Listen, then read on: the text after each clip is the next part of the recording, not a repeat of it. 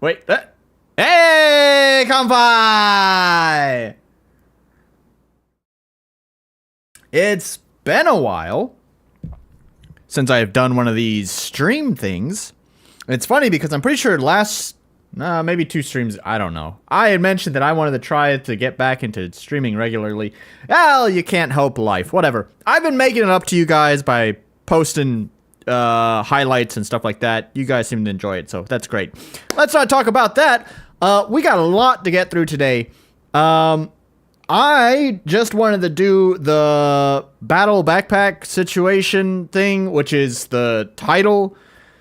But something that I care more about than that kind of exploded this past week, and you know, part of me really wanted to clickbait that too, but you know, I watched a video by Upper Echelon.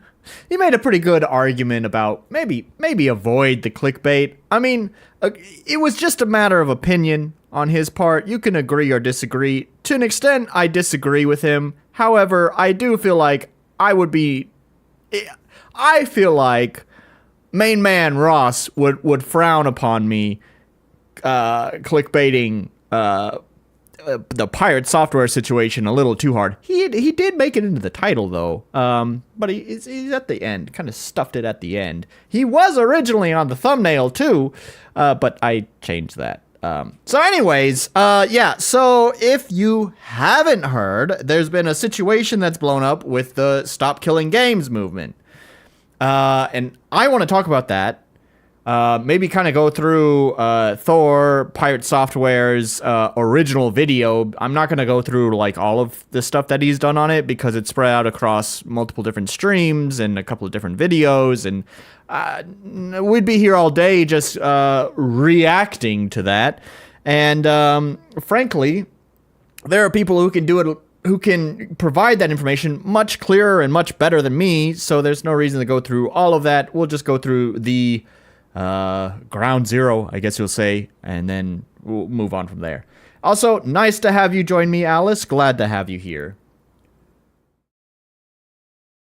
So, before I even dive into anything, first of all, if you are aware of Stop Killing Games and you have not signed the petition and you live in the EU, unfortunately, if you live in the EU, then you should sign this petition if it's something that you believe in. Now, to clarify, this petition is not like a petition.org petition where basically you can have as many signatures as you possibly want and nothing's gonna fucking happen because it's not official in any capacity.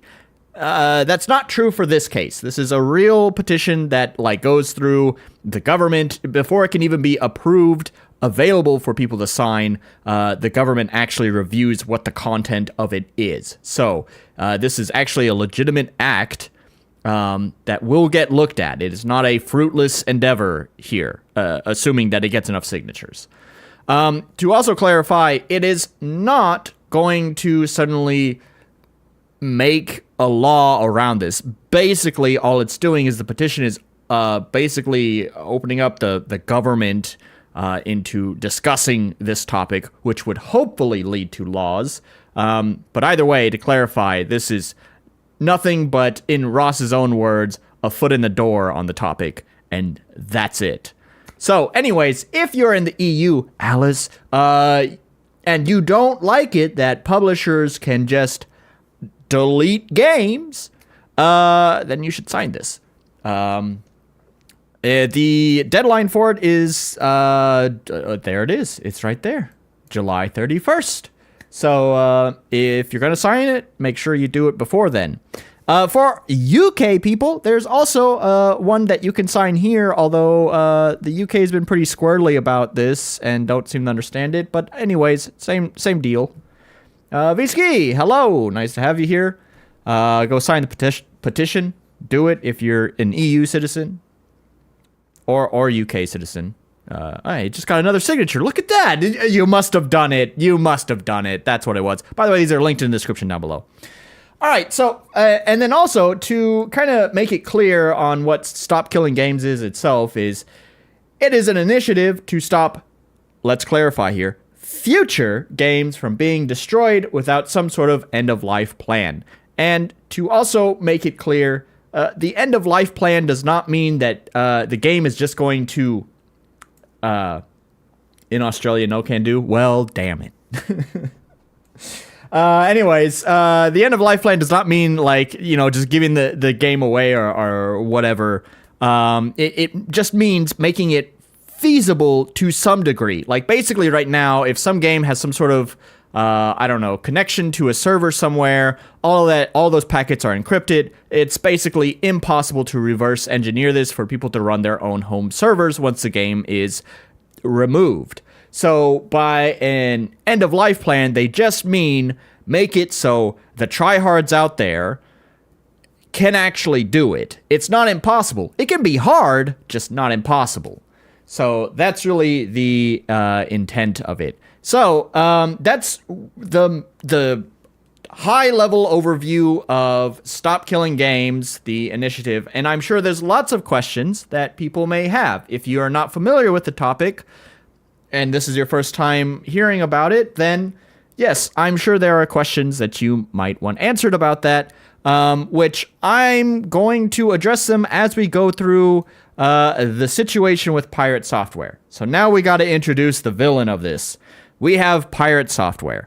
If you are not familiar with PirateSoftware, it's kind of surprising because he's quite a big. I have my notepad over my screen. I can't see. Oh yes, there we go. Make sure that you guys can see what I see. He's quite a large following at 2.51 million subscribers. He's also has had lots of viral videos. He'll introduce himself here in just a minute when I play the video. However, I do want to say that we've had some experience with him. Well, sort of, not here on this channel. If you watch WooTBM, who, you know, not anymore. I haven't seen him post in a while, or even leave a comment. Are you alive out there, buddy? Are you alive? Answer me. Are you alive, buddy? Anyways, he used to do some videos kind of similar to what I do. He also covered PirateSoftware's own game. PirateSoftware speaks from the view of a developer, much like myself or some of the other, you know, or like WooTBM himself too. So, anyways, I want to introduce him. I'll let him introduce himself here, but I will mention that what happened, the kind of overview of what happened here is that he basically disagrees with the entire thing of Stop Killing Games. The problem, it's fine if he disagrees. If you're like, hey, I kind of object to this, and that's a matter of opinion, that's your matter of opinion, that's totally fine. That's not the problem people have.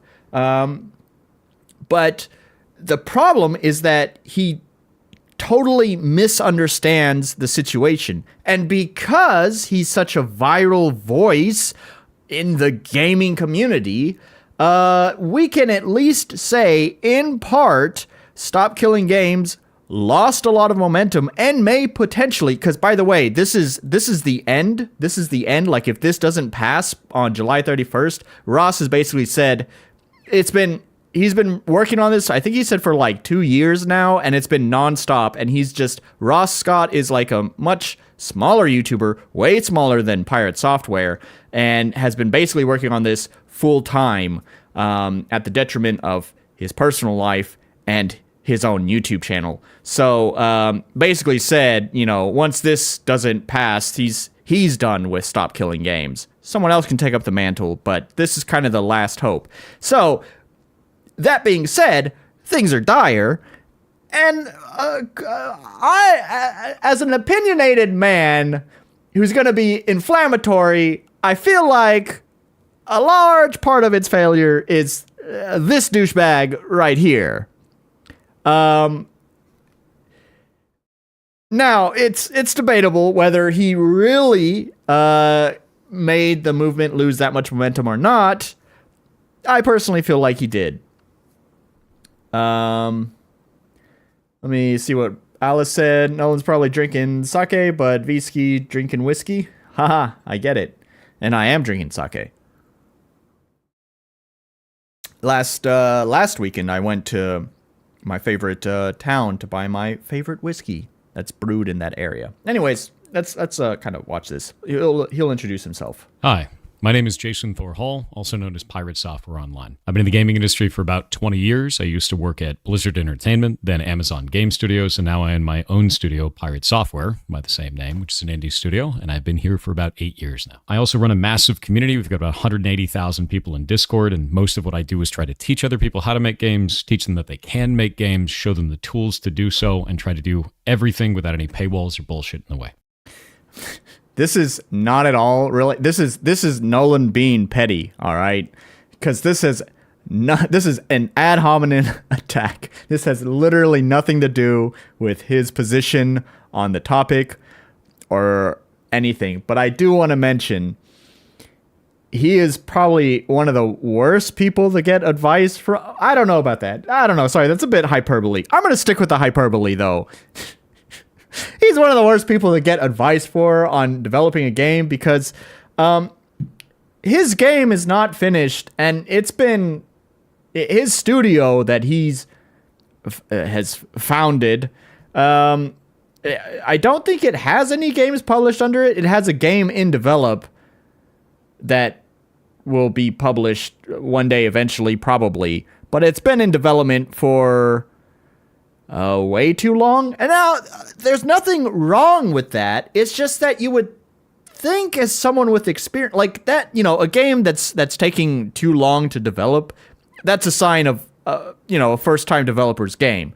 I think we've all been there, my game included. And that just comes from inexperience, not enough planning. Things get messy. You learn new things, whatever. Things get out of hand, scope and whatever. You know, that just happens. That's a first-time developer rookie move, right? We can excuse it. But he just said he has experience in the industry and he's teaching people. You would think someone who's teaching shit and has experience in the industry would not be making the rookie mistake. Anyways, like I said, petty, off topic, not related. Let's move on. It's incredibly important to me that we keep making games and that the next generation has the tools to do so that our medium doesn't die out. And it never will. And that's the whole intention of all of this. So with that in mind, that community brought me this and tried to get me to sign it. And I don't want to. Number one, I can't because I don't live in Europe. But number two, I wouldn't sign it even if I could. And I'm going to kind of go through this and try to explain the reasoning as to why that would be the case, without all of the internet hate machine that's grown up around it. I don't know what internet hate machine he's talking about, but the irony, the sheer irony of that statement of the internet hate machine. Hello, I'm part of it. As of right now, I'm part of it. I'm angry with you, sir. Let's scroll down and let's just look at, I have the bring YouTube dislikes plugin back. So this is not like an accurate representation. It's like, I don't know, it's like peer-to-peer data that collects what the dislikes are. But still, that's a lot of dislikes. And it's likely probably more. And This was posted 10 months ago, but within this month, Ross Scott, made his final video on the end of Stop Killing Games, and a huge portion of it was devoted to finally addressing PirateSoftware's critique. Here's the thing.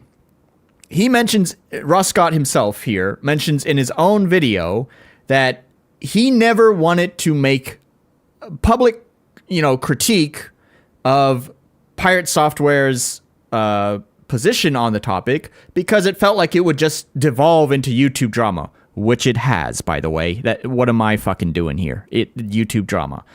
It would just devolve into YouTube drama, and he didn't really want that. Like it felt like it would detract from the main purpose of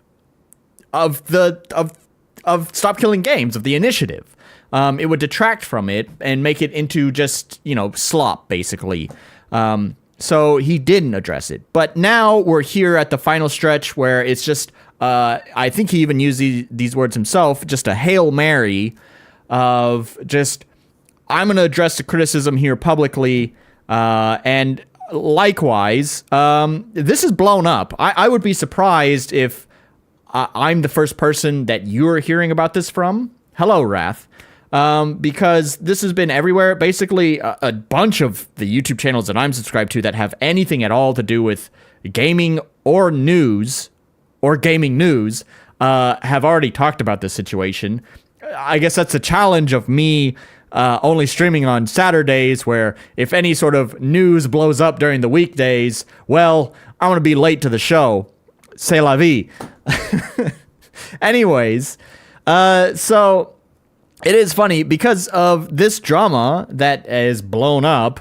The internet hate machine has definitely come out in full force towards this jackass right here. I don't like him, if you couldn't tell. I've always had a sort of a weird feeling about PirateSoftware. I never subscribed to him. I actually live under this rock. Nice to have you here, Ace and Wrath. And I don't want to get you all caught up. We're talking about Stop Killing Games. There is a petition down below. If you are an EU citizen or a UK citizen, you can sign the petition. They are separate petitions, by the way. UK one and the EU one here. You can sign those. They are posted down below. But again, you must be an EU citizen or a UK citizen to sign it. Wrath, I think you're in America, so no can do. Can Dinosaur Warzak? I know that you can't, because you and I both. Ace, I think you can sign it, actually. I'm pretty sure you can. I don't know what all states are part of the EU, but I think yours is. Anyways. So yeah. PS just showed up in everyone's shorts one day. Oh, PirateSoftware, yeah. I don't know why or how. I don't know. He goes viral. He has a deep voice. We know the internet loves boys with deep voices. And he talks with confidence. Confidence will get you anywhere, even if you're full of shit.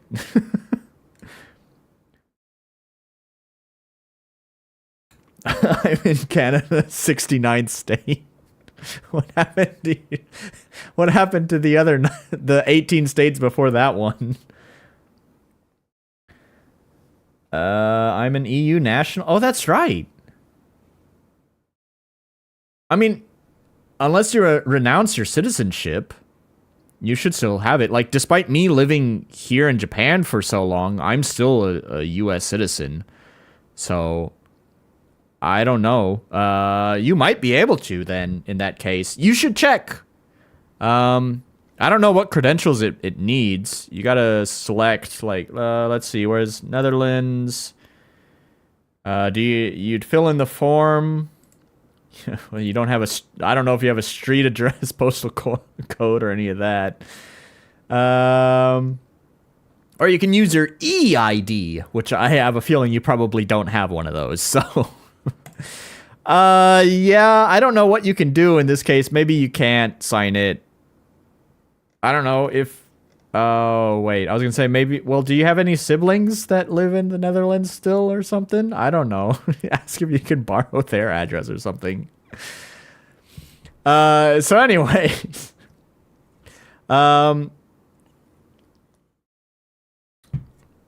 yeah, let's keep going here. I'll just ask my brother to sign it for me or something. Perfect. Do that. All right, let's just keep going. Internet hate machine. So let's go into how this works and why this is an issue to me. First things first, what is an initiative? So an initiative is actually not law. It is something that you put together so you can put it up in front of representatives and they can start the conversation.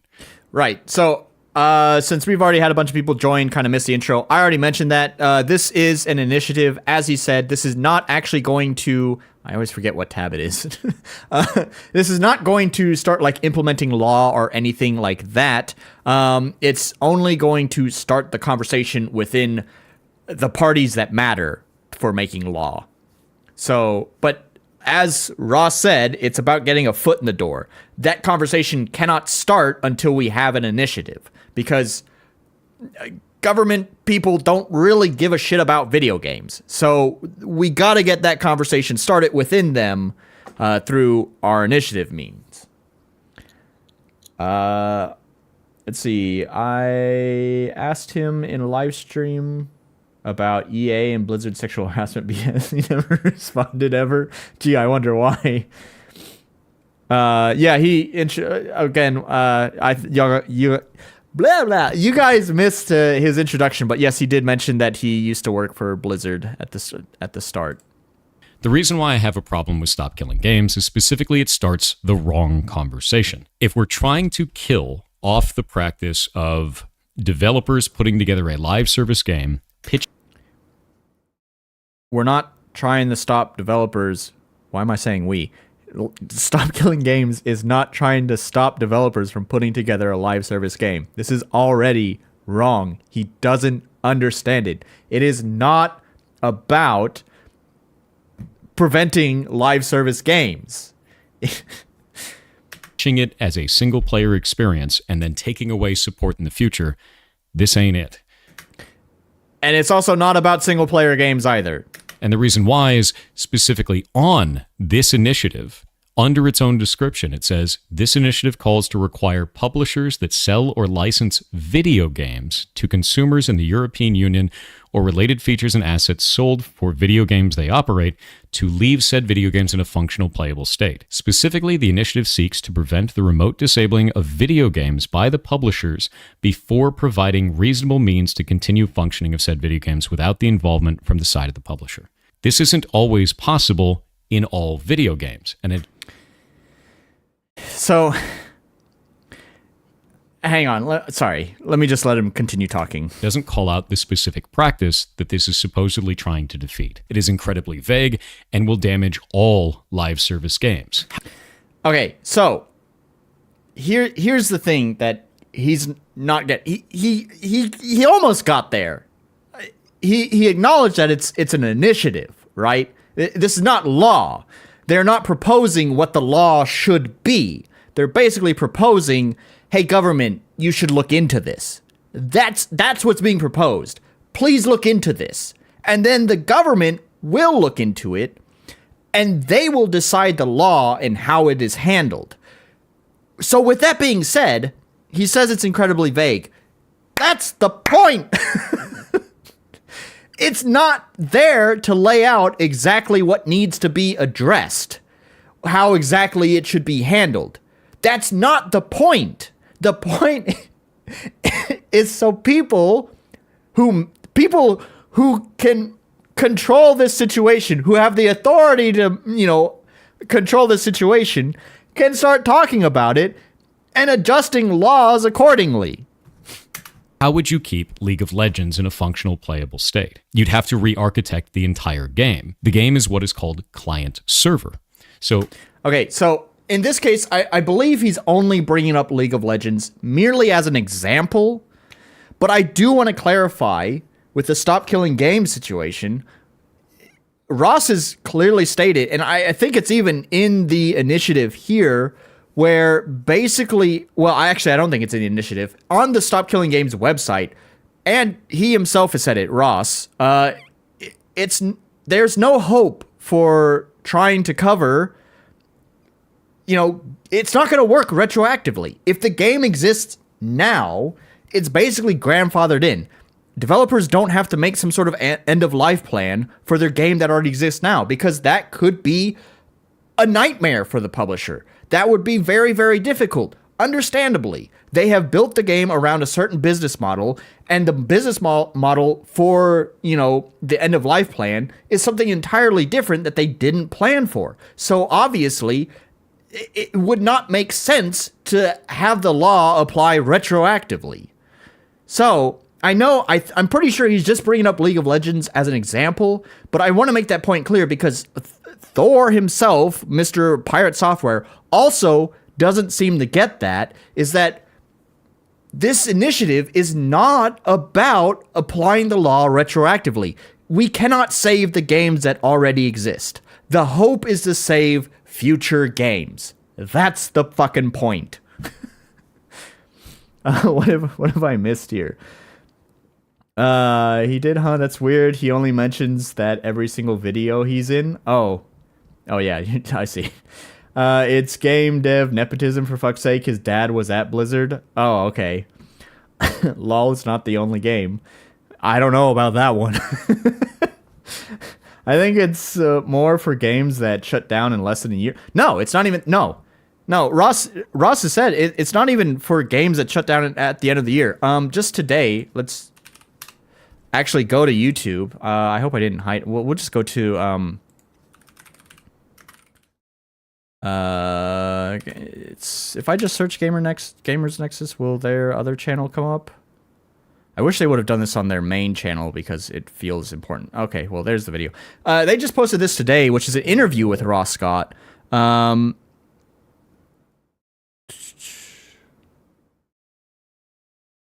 So I think maybe here. And it was done really well, but is there anything kind of new that's come up you want to talk about? Oh, yeah. Well, okay. The number one misconception we always get is that we're asking for endless support.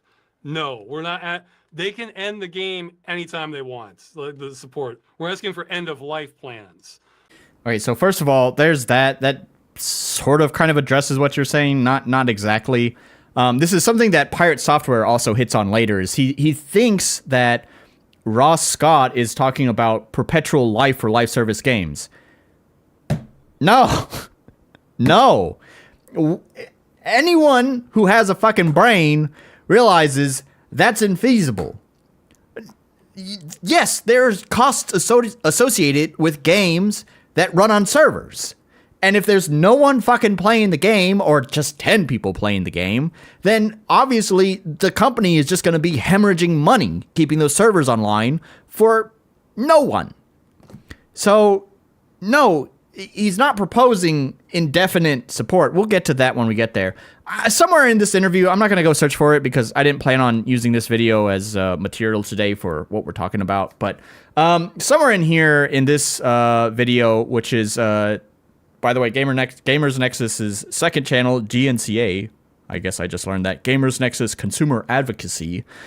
This just got posted today. You should watch it. It's another good interview.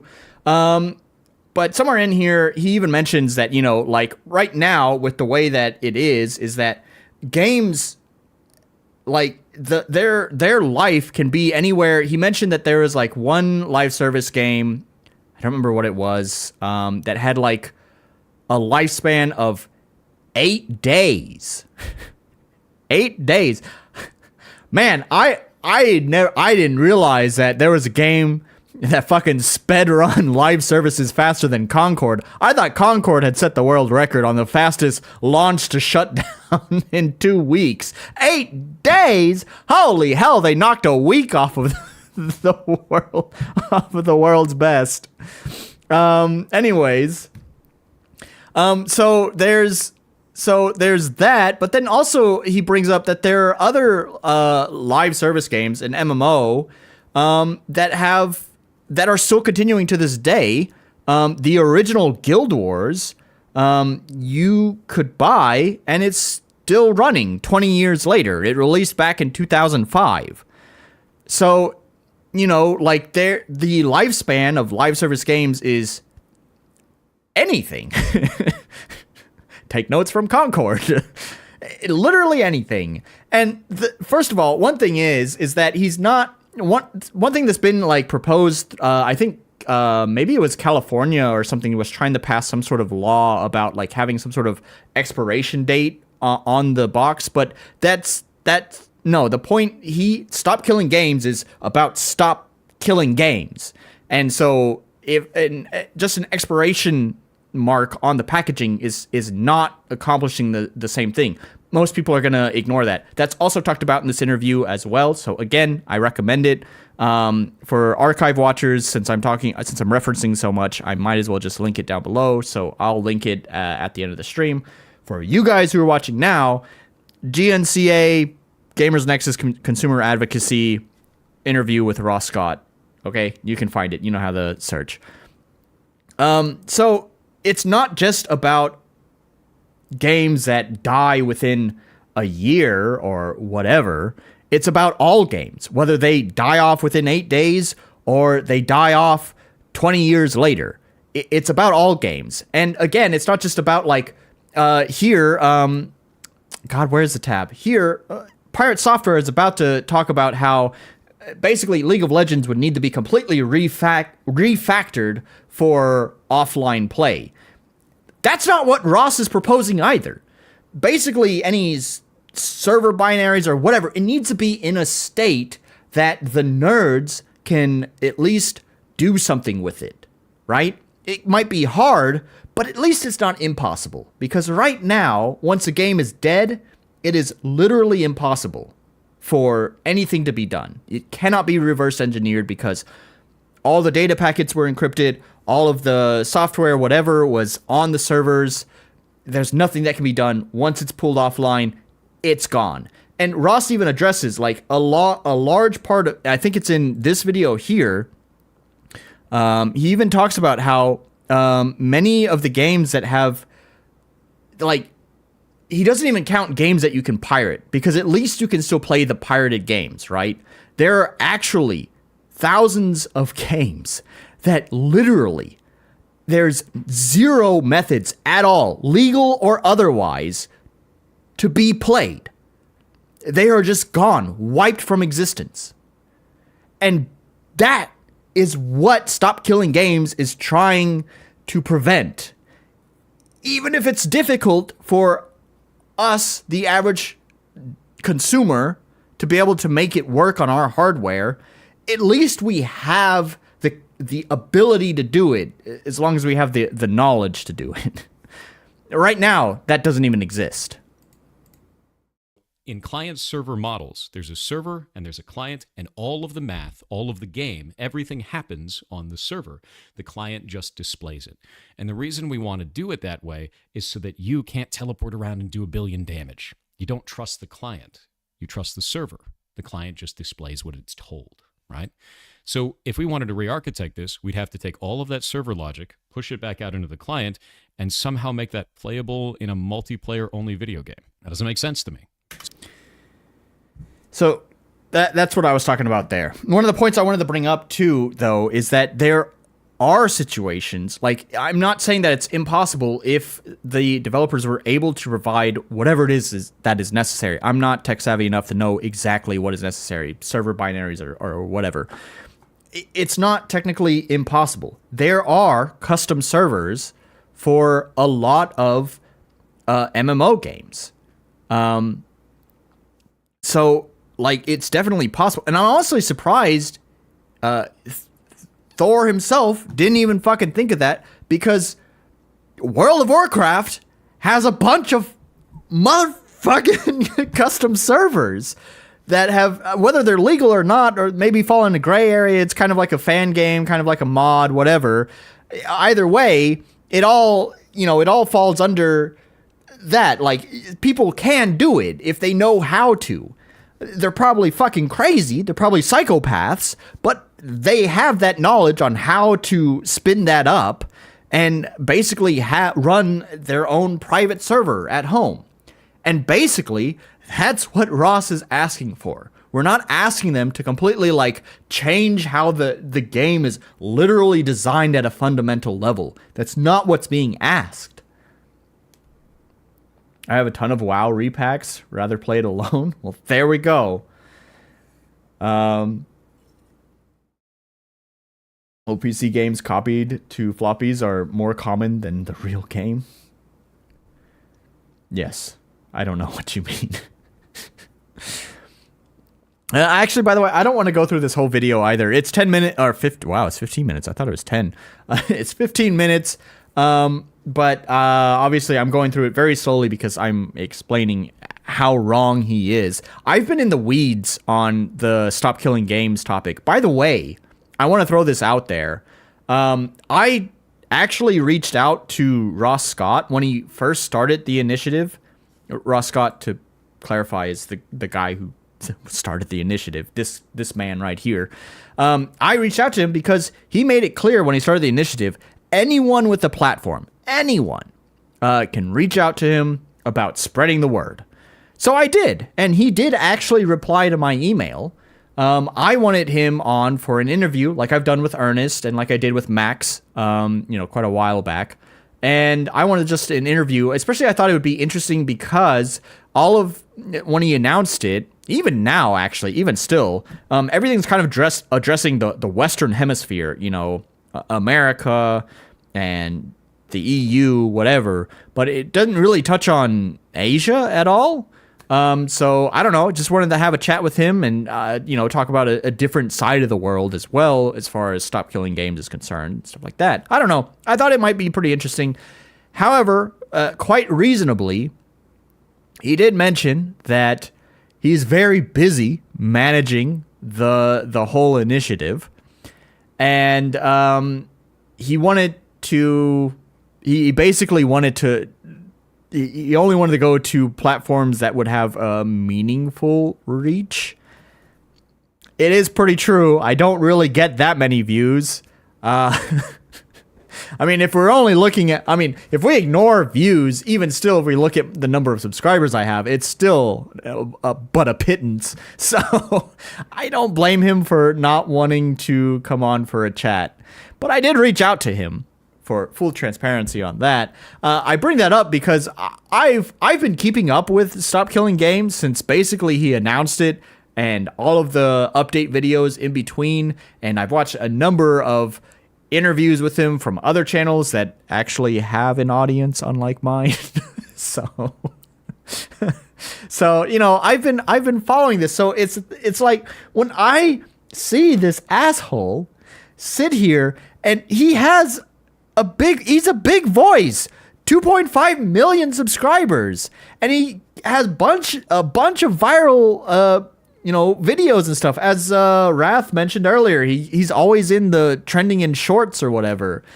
As someone who has a platform, it angers me to no end the misinformation that he spreads. And then, fine, we can all be wrong sometimes. I know I've been wrong sometimes. Another hot topic I want to talk about later, hopefully we get there, has a little bit of me being wrong too. So, we're all wrong sometimes. It's almost as if we're humans. That's fine. It's even more fucking frustrating that bro here has been told by, I don't know, probably 100,000 people how wrong you are on understanding the goal of Stop Killing Games. But here's the thing.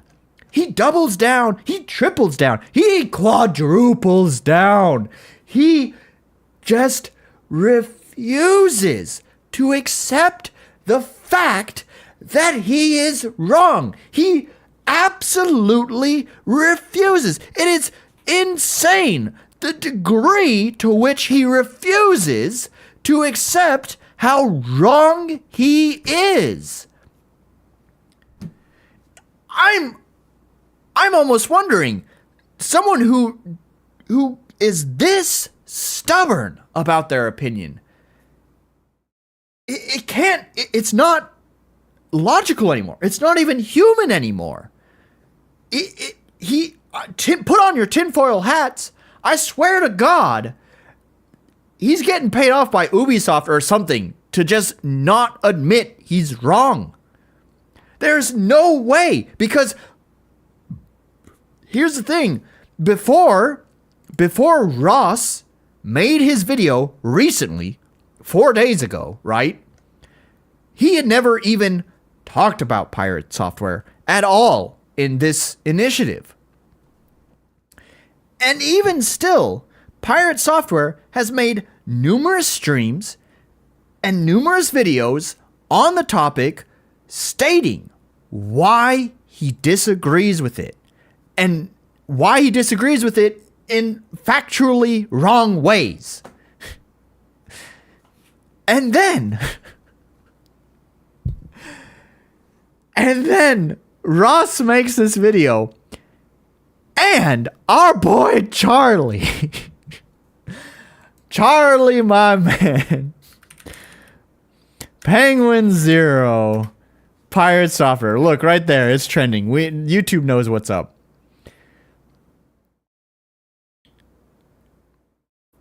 Charlie talks about it.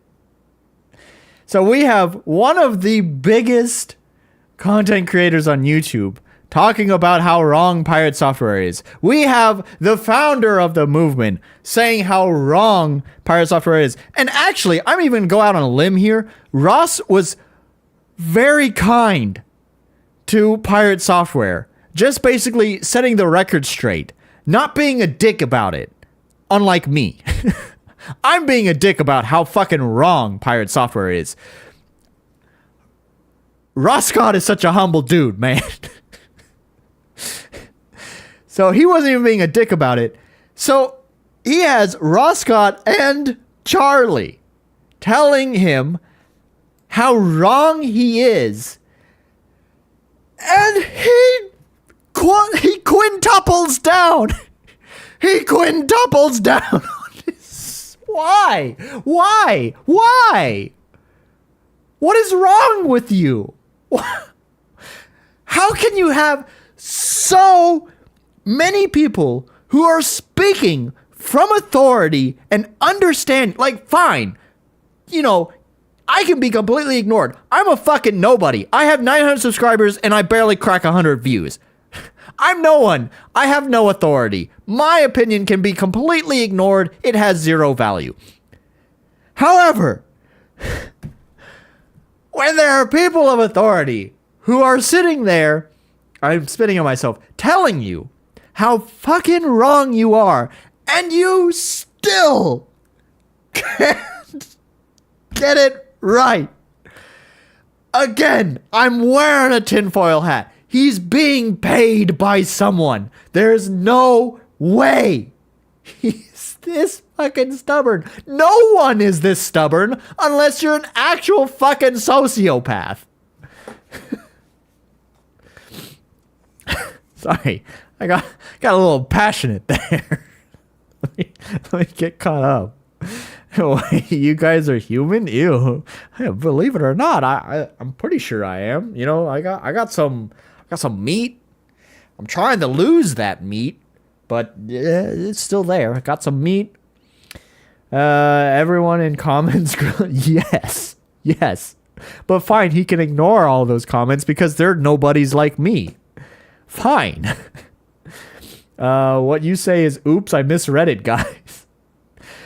Actually, you're right. You know what? Gosh, there's gotta be at least a few hundred ways where if he is that fucking egotistical that he just can't even fucking admit that he's wrong, he could at least spin it. He could come up with some sort of lie as to, you know, what his point was. Oh, I don't know. I read I clicked on I Google searched it and I clicked on a link that was actually Chat GPT whatever. I don't know. Fucking make up some sort of excuse to protect your ego and you can pretend like you were right the whole time or whatever. I don't know. Still, he doesn't even do that. He just refuses. Literally refuses to change his tone. By the way, I got off on my passionate rant about all that. Ross actually, in this video, this was the first like scripted video he made on the topic. Ross actually came into the comments and set the record straight here. And you know what he did? Let's zoom in on that. Do you know what you see? I don't know what you see because I don't see it. That's the problem. He deleted Ross's fucking comment. It's not here. It's gone. It doesn't exist. He is that sensitive that a humble dude just calmly setting the record straight couldn't even exist in the comments because he didn't want to have that fucking ratio on it, right? He didn't want to see that his pinned comment here has less fucking likes than Ross Scott's comment, which I have no idea if that was true or not because it's gone now. But I'm sure it would have happened if he had left it there. And what really made me hate Pirate Software is after he deleted the comment, Ross had private messaged him and said, "Hey, why don't we just talk about it, right?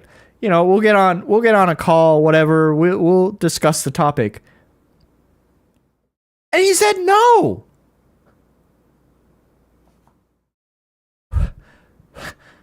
Why? Why? Why do you say no? If it's something you disagree with and you think, like, why am I doing this today? Why am I talking about this? Because it's something I care about. Duh, right? It's something I care about, so therefore I want to talk about it and spread the fucking message. And I also hate this dickhead. So, I'm talking about it. When I want to set the record straight, when I want to set the record straight, and when I want to make my opinion clear, I'm gonna fucking talk about it. Especially with the person that I think is wrong. When it's something that feels important to you and could actually impact the world through law, when you care about that shit, you want to fucking talk to the other party so you can hope that you get the other party to see your side of the story, so that way you can hopefully prevent the world-changing law from being implemented. So if he genuinely fucking cared about Stop Killing Games, as in cared about it not existing, not wanting to exist, why didn't he talk to Ross? He could have talked to Ross and been like, "Listen, Ross, I don't agree with your Stop Killing Games. I worked at Blizzard and I saw the Cosby Room, and I think WoW is great." I don't fucking, something like that. It doesn't fucking matter. Point is that if he has a fucking opinion, I don't understand why he didn't fight for it and why he's such a stubborn fucking idiot. He, like I said, it's not a double, not a triple, not a quad. It's a fucking quintuple down on his opinion. It has reached a point of insanity, and I don't get it. Have I covered this? I think I've got other shit to talk about. I think I've covered this topic enough. Like I said, I don't want to go through the whole video. You can watch the videos or whatever. This is all, this video from Pirate Software is old news. It's 10 months old now. The recent drama between Ross and him is new. Like I said, this was 4 days ago. So, anyways, whatever. I don't like Pirate Software. I disagree with his opinion, but if he just had a different opinion of mine and it was still based in some sort of sound reasoning, fine. I wouldn't care. There are so many people, even some of my own friends, have difference of opinions, but I understand why they have those opinions, and that's fine. That's the beauty of humanity, is that we can have different opinions and we can disagree with each other, but at the end of the day, we can disagree and still be friends. I don't mind if people have different opinions. I like when people have different opinions. I do fucking mind when you are just outright spreading falsities. Anyways. Long story short, he's against Stop Killing Games. Yes, that is the long story short. But it's also missing the point, the nuance of he's against Stop Killing James. Stop. You should definitely do that. Stop killing James. No, don't do that. James was innocent. He's an innocent man.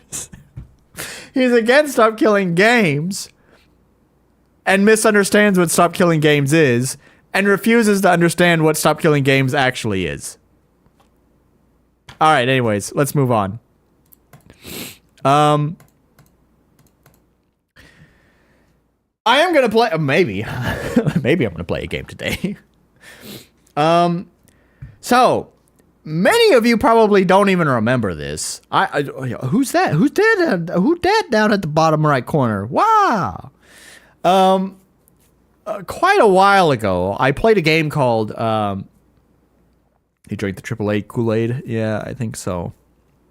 Quite a long time ago, I had played a game called Furcifer's Fungin. This was, wow, 2 years ago. Time sure does fly.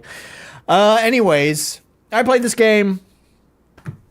I didn't really like it, but I played it because at the time I was still browsing itch for games, by the way.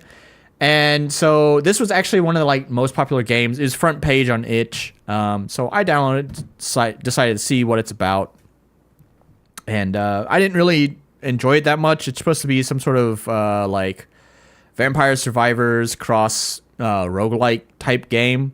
And I really feel like it, I don't know, like the mix of roguelike and Vampire Survivors was an interesting mix, but the actual execution was really, really poor. I didn't even actually, to be honest, I didn't recognize that. I didn't give that kind of nuanced take on it in this video. I actually watched my video on this. I rewatched my section here to see what my take was. I can definitely say my ability to provide critique has definitely improved. I'm way less nitpicky about things. I'm glad I've gone down the path that I have, and I hope to continue to improve. But anyways, so see, I got so hot and bothered about PirateSoftware that made my nose run. Does that ever happen to you guys? Whenever you eat something hot, your nose just kind of starts running. I don't know. Maybe I'm weird. Anyways, this is like one of the first bits of drama I ever had on my channel. So the developer actually watched. Well, I don't know how much he watched. I suspect he did not watch much of my stream, but he did watch it, and he did not take too kindly with my my stream of his game. He put down here, without exaggeration, you are the most critical person I ever came across, and that's quite an achievement. Quite passive aggressive.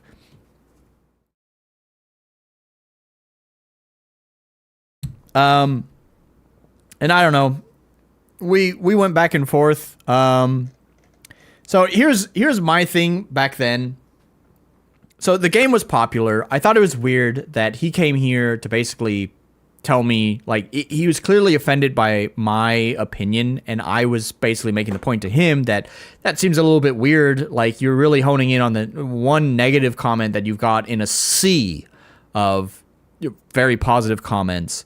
And basically, I told you, I rewatched my stream here, and I actually even mentioned in this stream that I kind of liked it. Like, it had, again, I didn't have a very nuanced take, but I think to translate my feelings more appropriately to modern Nolan, basically, I liked the concept, like I mentioned before, roguelike, Vampire Survivors, kind of a cool combination there. But I just wasn't really vibing with the execution. There was a lot of, I don't know, it didn't really have much of a hook other than that one thing to me. That was like my one problem with it, is that it just really didn't have much of a hook to make it stand out from other roguelikes. And even still, from a roguelike, actually rewatching this, I noticed I had commented in the stream that because I got one death, and then I started replaying it, and when I replayed it, I was like, I don't think the levels changed at all. And that's technically not true. They do change run to run, but it really is incredibly minor, the changes that happen. Like, basically, I think these screens, so basically the screen, it's an auto scroller, right? And I think these screens are laid out in tiles, and these tile pieces are the ones that are randomly generated. But like, it's just environmental changes, so it really doesn't matter for the game. Like, occasionally, like in this castle room, there might be spikes, so at least there's some traps. But like, the spikes were really easy to dodge. they didn't really affect the gameplay in any sort of significant way. That, again, on my second playthrough, I didn't even realize that there was some random generation going on. Most of the random generation, of course, came in, like is typical with roguelikes and Vampire Survivor likes. Most of the randomness came from like the drops that happened, the types of whatever buffs, loot, gear, whatever you want to call it, that drop were, of course, randomized. Which, you know, I've also am not entirely a fan of that. That's a topic for another time. But anyways, my main takeaway was that the game lacked a hook. And I'm pretty sure I did actually mention that in this stream, is that it really needed something to, like, make it stand out from the sea of other roguelikes. It is, like, the most common indie genre out there. It's fucking roguelikes. Every fucking indie dev that's not an RPG Maker dev is making some form of a roguelike game. And so I basically said, this has got to do something that makes it stand out. And it does not have it. It was otherwise very generic. And so that brings me to today's game that maybe we'll play. So I want to, let's go back here. Let's go back here. Where's, there we go. So this game, as a reminder, is Firstifer's Fungeon, right? Pay attention to that name there. And let's bring this guy over here. Who's that? Oh boy. It's him. Hey, look, it's the little cat fox demon thing that's there. Wow, huh? Now, I don't mean to toot my own horn, but if I do dare say so myself, this does sure look like a game with a hook. Now, don't it? Yeah. So basically, I don't know. It looks like they took like the grid inventory system of like Diablo or Resident Evil and made it into a puzzle battler game or something.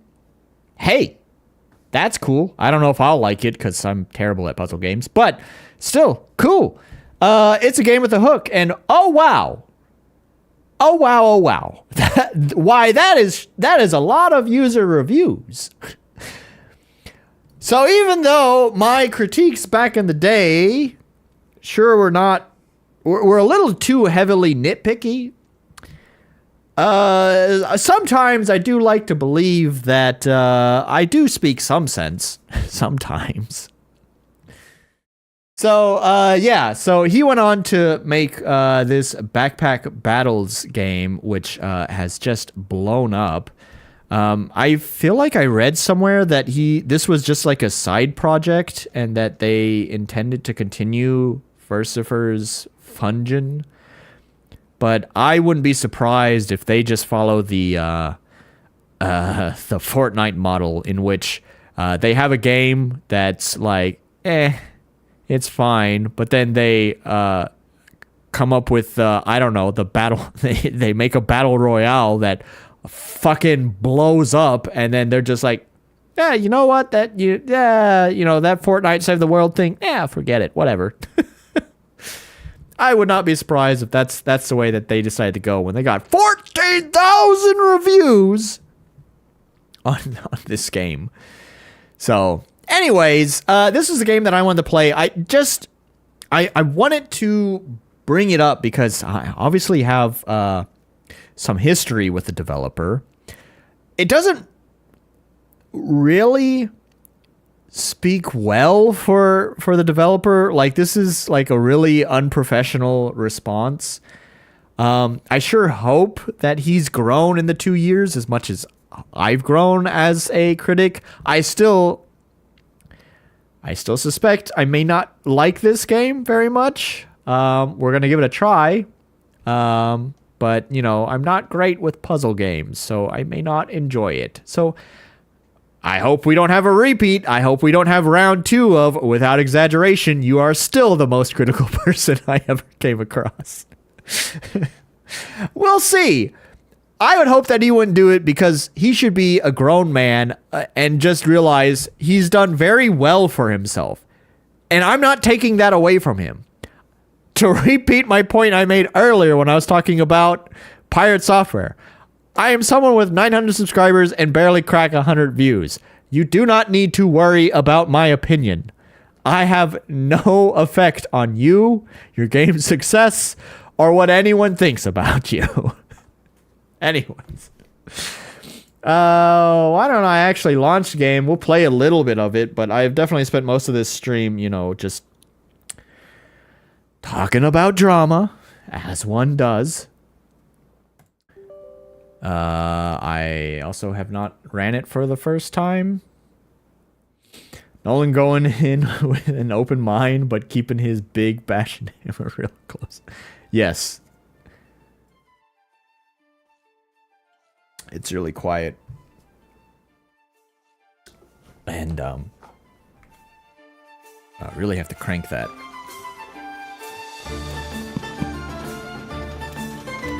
I was actually gonna criticize the music, which would be a repeat of last time, but actually this sounds like quite an improvement over the music from the previous game.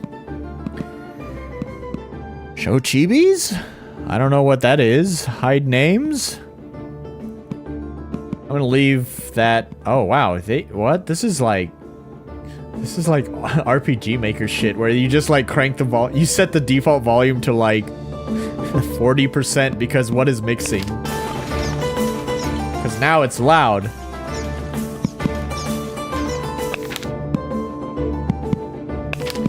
Okay.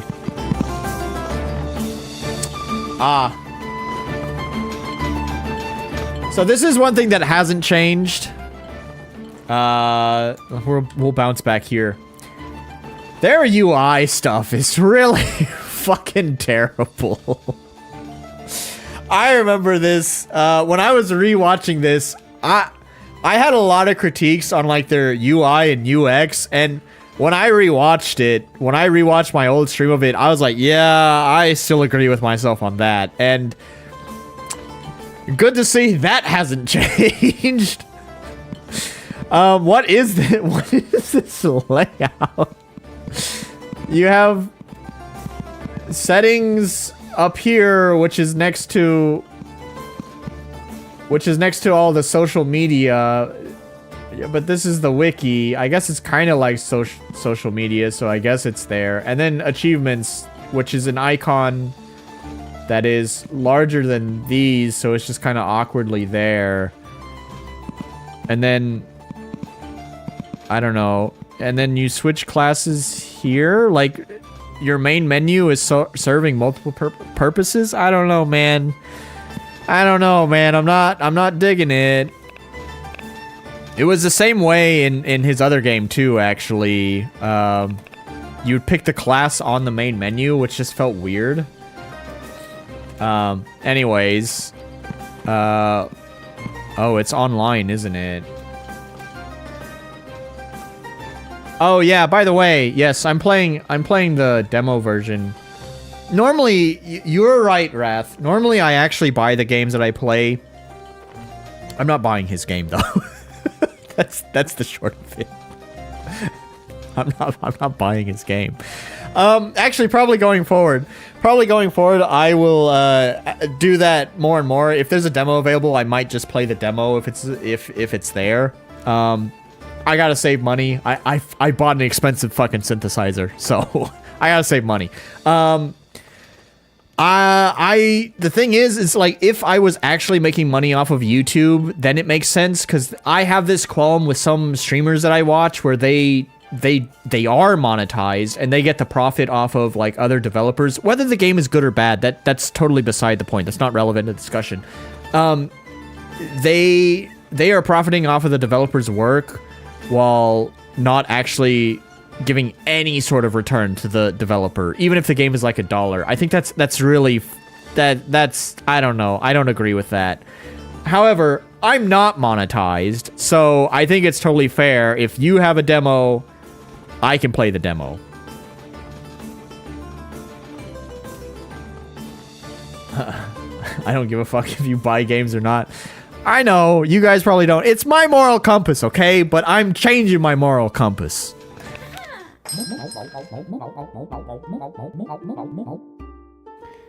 Buy items from the shop by dragging them into your inventory. But do I have any? Oh, I have 12 gold. Okay. At least there's like hover over tooltips.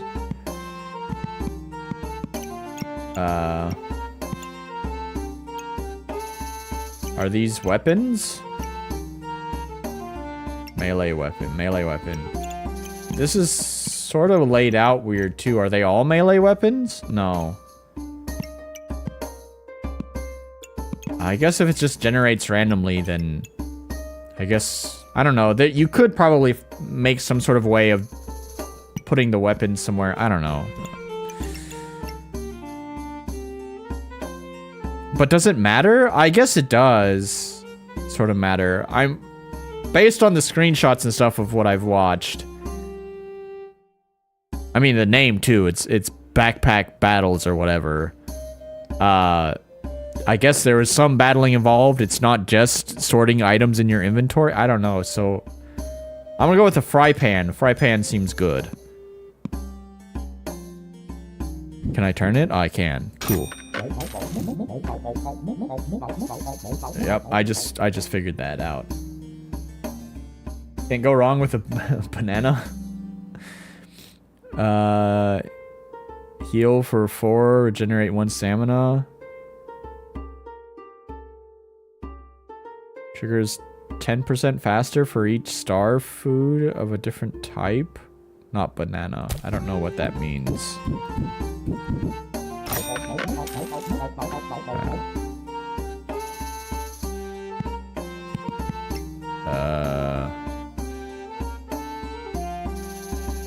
Let's see.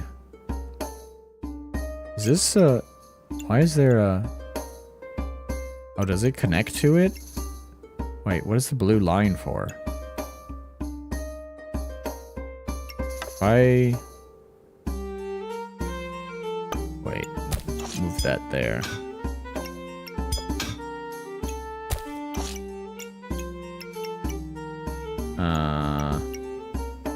No, I don't know what that blue line is. It is... Like, it seems to be pointing... No? Nope. I don't know what that is, to be honest. Okay. So is there any reason why I'd want 2 weapons? Can I sell? Yeah, I can. So if I sell that... And I move that there. What about this? Oh, it's a melee weapon too. Banana is bigger than your sword. Yeah.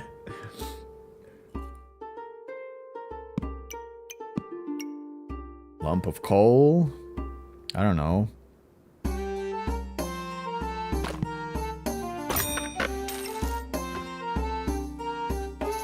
Well, small swords can do big things too. Okay. So... Start.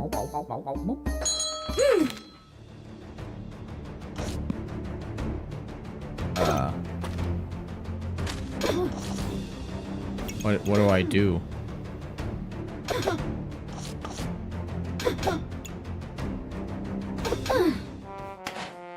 What? What the fuck was that? Is there...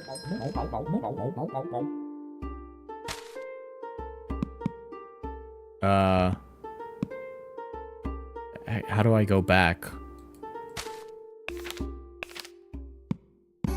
How do I go... How do I go back? Oh, I know, I have a dagger. The trick is to get a lot of critical hits. You rip, yeah, I know. Okay. So I was gonna check if there was like a tutorial on... I mean, the The layout of these menus is so fucking terrible. Maybe I missed the tutorial, but how do I go back to the main menu? What? That's that. Recipes, items. Am I missing it? Items? Okay. Recipes? There are recipes? And I guess I see why you want multiple weapons, because you use them? I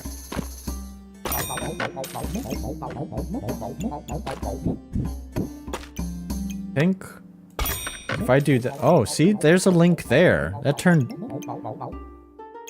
Items are ready to fuse. Oh, okay.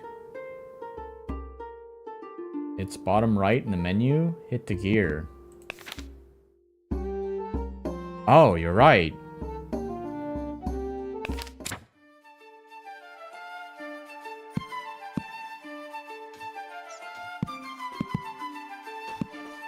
Wardrobe, items, recipe. Can you grab? Oh, that's fun. Oh, wait. Oh, never mind. I thought your clicks would affect their physics, but no, I think it was just coincidence. What? Oh, oops, my bad. I clicked to get the full version.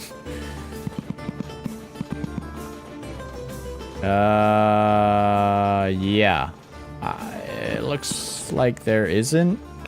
I guess I'll just try.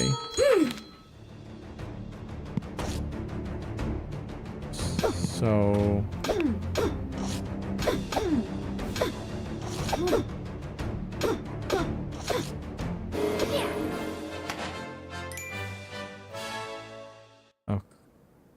Okay. Okay, so I guess it's just like a auto clicker.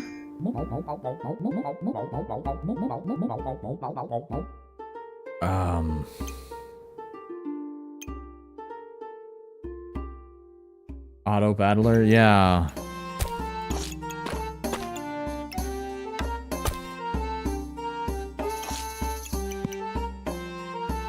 I want that whip. Maybe it's the weapon, right? Yeah. Wait, how much does it cost? 8? Okay, yeah.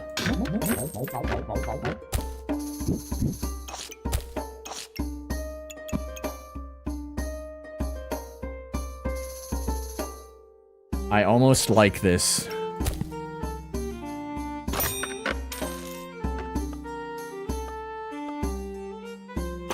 Yeah.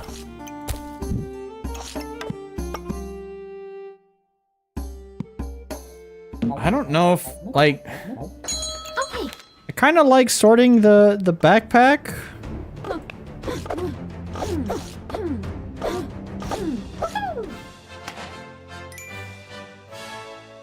I don't know,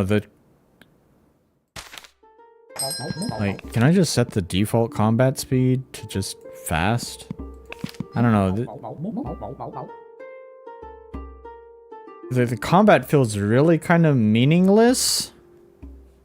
I don't know. I'm not... Oh, a leather bag.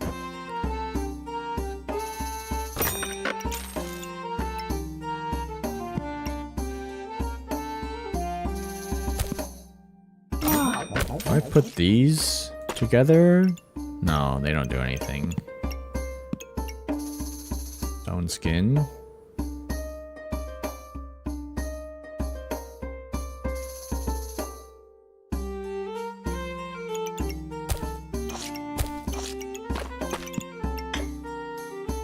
Wait, what is this?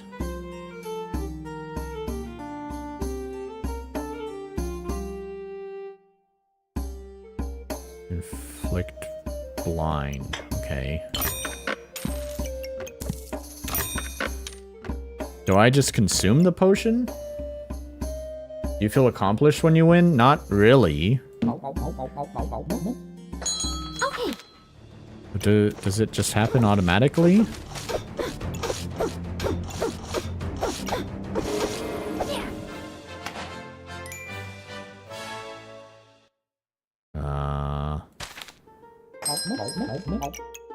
Okay, it's locked now. So I guess I used it.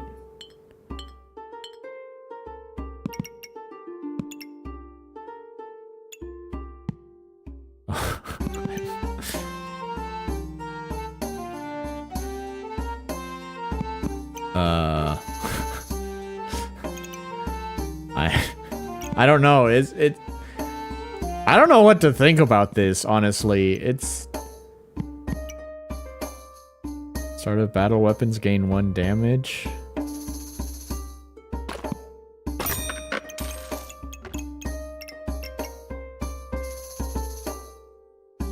Enemy was equipped with 2 bananas. Okay.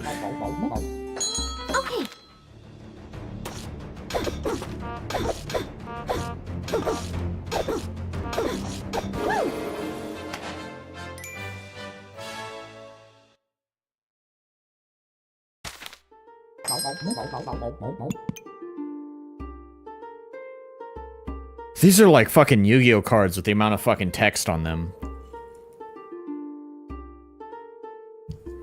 Banana build is the new meta. Every 2 seconds gain... But what's 2 seconds since I have it... Does that... I wonder if that counts with... hopefully they took into account speeding up the combat. Gain 1 luck or 1 triangle or 1 water, depending on what you have the least of.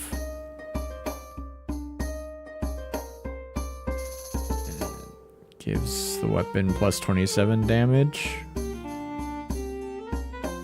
How do I... Where do I see those stats? I see health and stamina. I don't see those stats.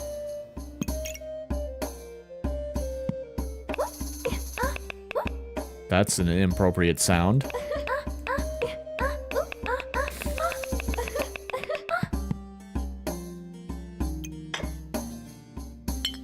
Why is this locked? After being consumed also applies the effect of the potion without consuming it.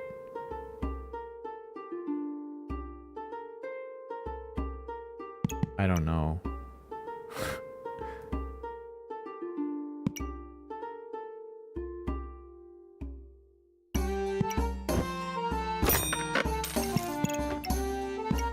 Just add the sword.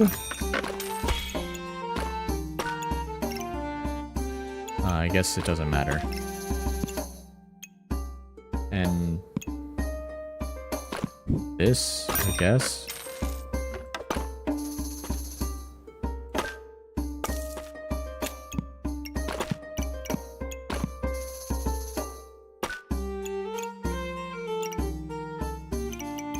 Okay, so I guess I see now.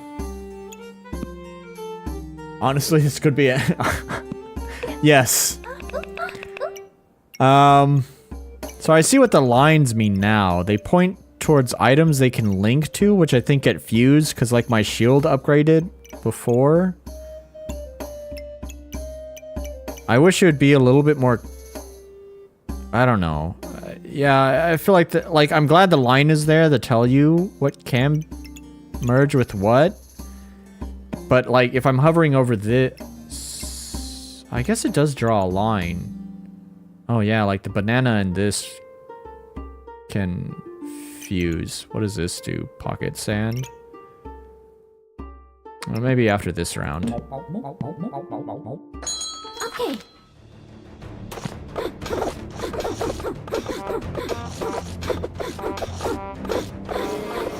Yippee! I almost lost that one. Wow. Shiny stuff. Torch. This one didn't, but this one... Why didn't that happen?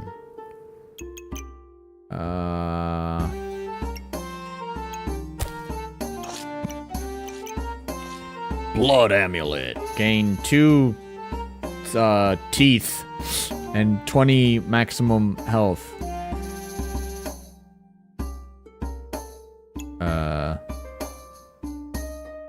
Heals 1 health per stack when hitting with a melee weapon.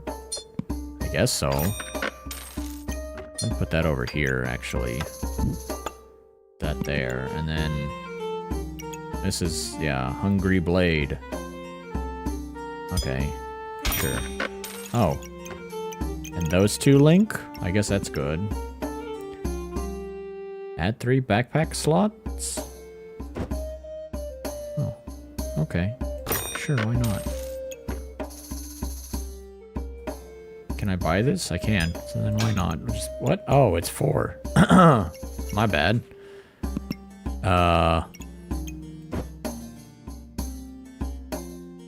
This is 3, but then it wouldn't be next to that.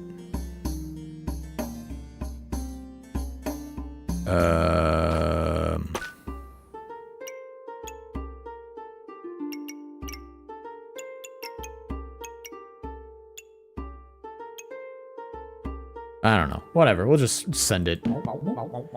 Maybe there's a legendary banana later on. Maybe so.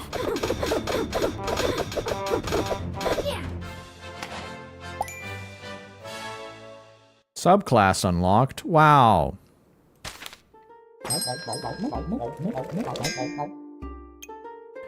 Bloodthorn. Yggdrasil leaf.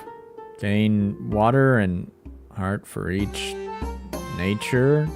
Man, I don't know, like... Why does the game have to be so obtuse? I don't actually hate it, but it's really fucking obtuse, which makes me have a tough time liking it.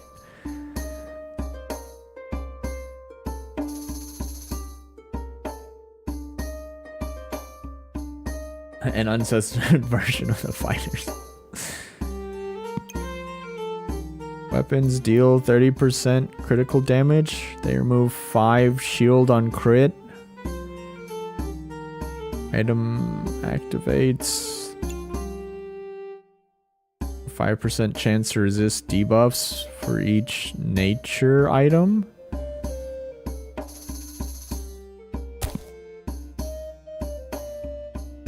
So if I like... Oh, wait. Why did it shuffle them?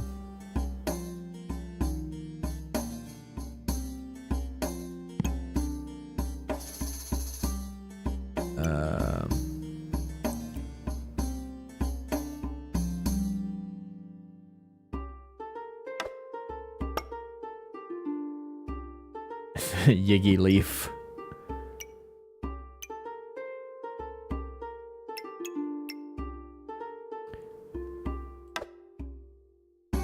Why does it want to go there?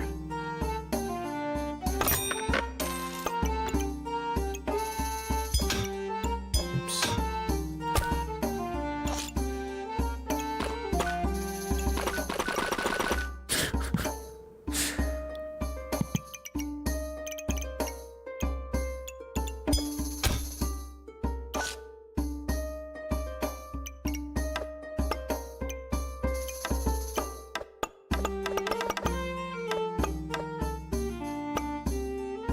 Oh, I see.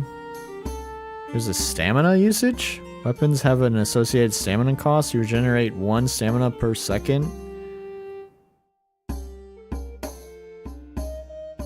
I see. Interesting. Banana looks lonely.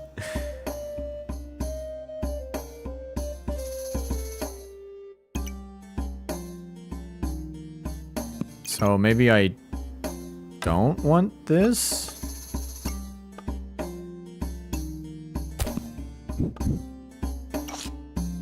There we go. We got the banana back.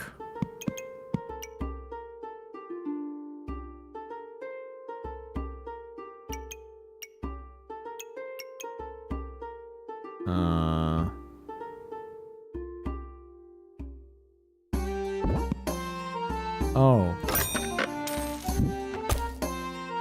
This guy wants to...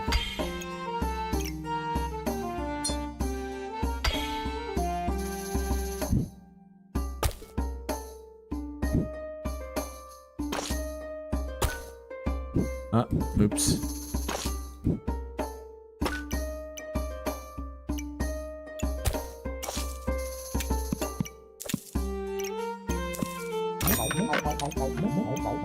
What is this one? Oh, it's the gloves. I see. Okay. I thought I wanted the merge with the Bloodthorn. Alright, I don't know. Send it, I guess. Okay.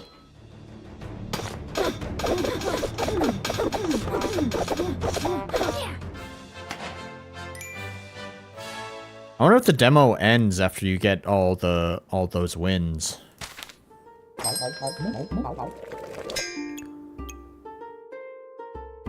There we are, I guess.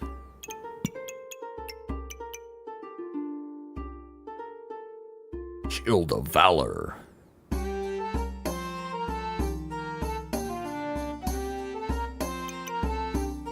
This would be fun at first, but I think I'd quickly be like, I don't care, sure, a banana and a goo thing, just go. Yeah. Yeah, I don't know, because everything is so opaque about what it is. Like, this is... I'm not gonna go into that rant. No. Because everything is so opaque about what it is, it's just like, I don't know, I feel like I'm just slapping shit together.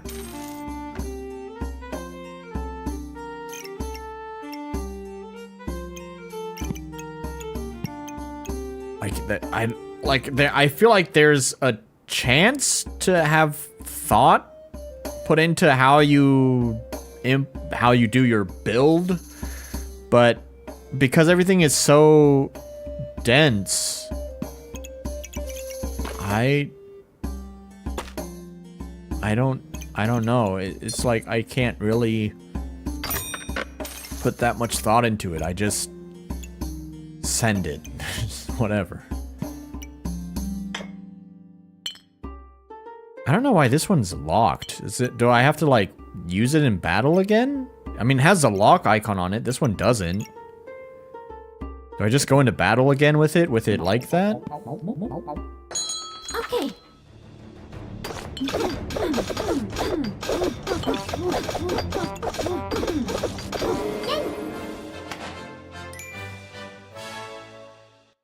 Okay. Oh, that sword's on fire. Lightsaber. Is that trademarked? It's the rogue thing of Info Overload, but then you just get a lucky build. Right. How much does this cost? 4? That's 12? Okay. But I can't have more weapons, because I'm using a lot of stamina.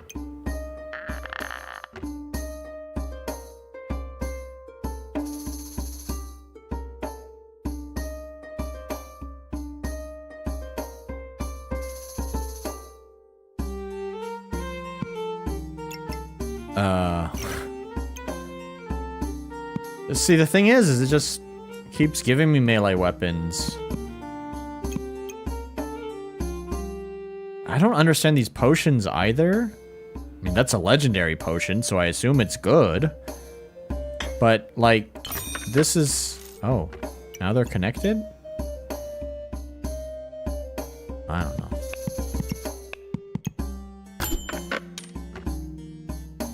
Carrot.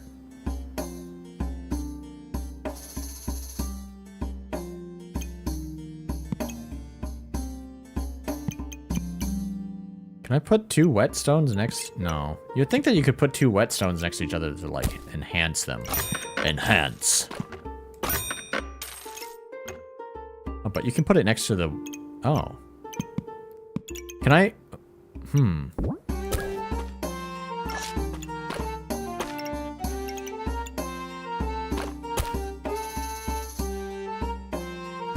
Hang on down there. Put that there. And then...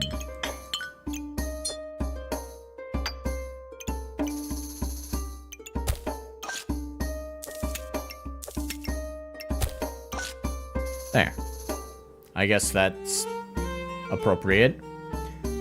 You got Papa in your back. I don't know what that is. Carrot and banana build coming up. ER surgeon being like, we checked your x-ray What the hell have you been up to? You don't want to know. Okay. Santa Claus. I'm gonna lose. Oh no.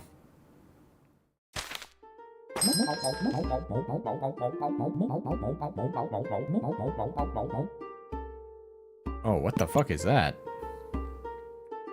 Increased base stamina regeneration? That's what I need.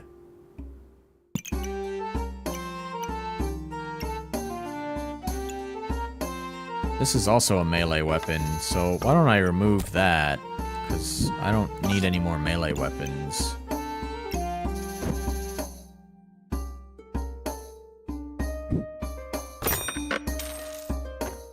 Santa beat me. Yes, indeed. I'll move that down there. I'll put that there. There.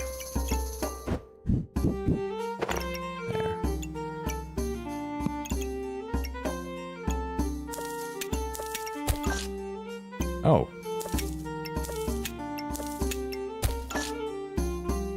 There's like stars or something. I don't know.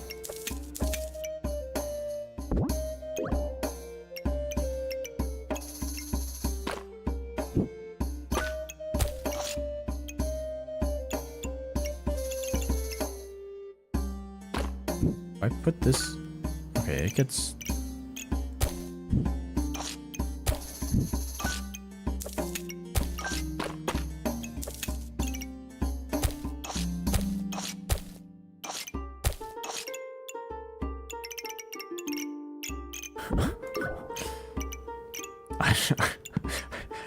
I don't know what I'm doing, but it seems to be working. Whatever it is. I think. Maybe.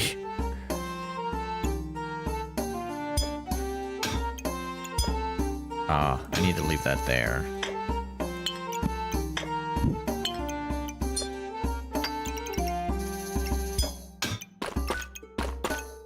Okay.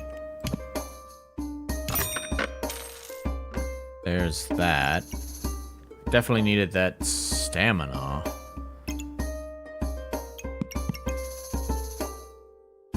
Oh, I don't have enough. Oh, I don't have my shield anymore. Can I sort this shit to make space? Yeah, there we go. But this items trigger 5% faster. That's also good. Or is it? Because that uses stamina. Although my stamina usage is low.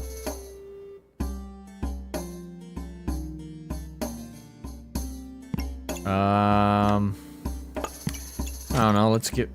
oh, I don't have enough gold. Here, take the torch. Do I have enough? No, I still don't have enough. That's something about oh yeah, reserve. There we go. Okay.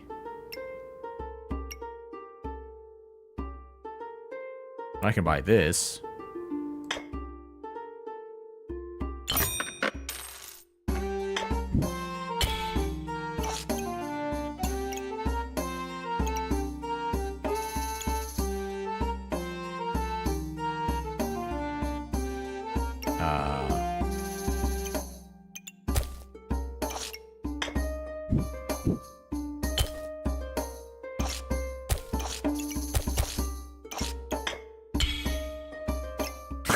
I don't know. Sure.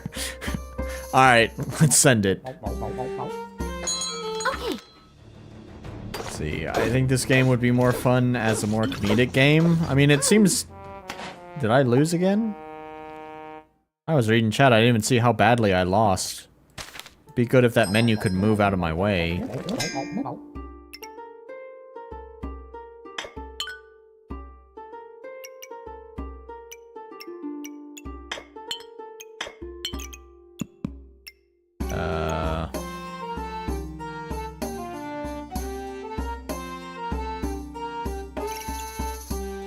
Add one backpack slot.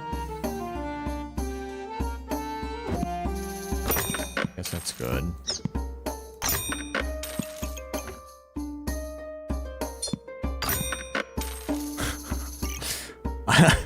I don't know. I think at this point, I guess it's trying to check if I understand the game and I don't.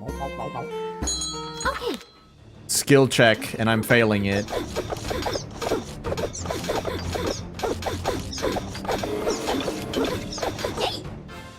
Okay, I won that one. Okay. Oh, there's a hide thing right there. I wish I saw that last time.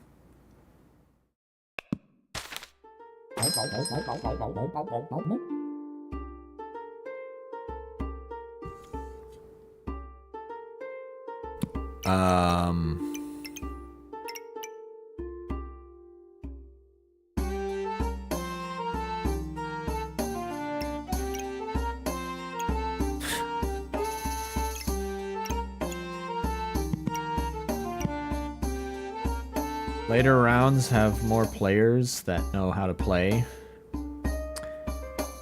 I'm wondering, well, because it's a demo, I'm wondering if they're even real players, though. I mean, they kind of have, like, real player names, but I just wonder if they maybe, like, snapshot it. Well, I guess that wouldn't make a difference then in that case. I was gonna say, I wonder if they snapshotted, like, the player's build and then just, I don't know, assigned some sort of arbitrary rating to it and then said, that one goes at this round. So, like, I don't know. I guess it wouldn't matter in the end. You're still right in that case. So, like, I don't think this build is going to win, but I don't know what else I could do. I guess I'll just use my potions.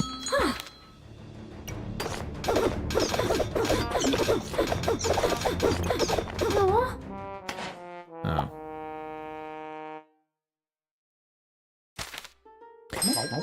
Yeah, I don't know if I'm going to be able to win. Pineapple.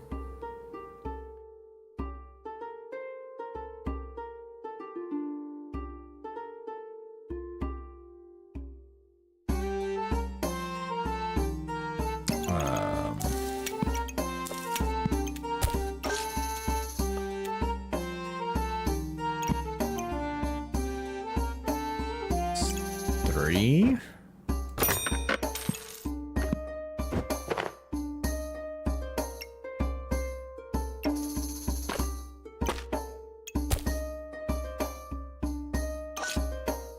I don't know if I need the pig. Like, the money is helpful, but at this point, I think it's the last round, right?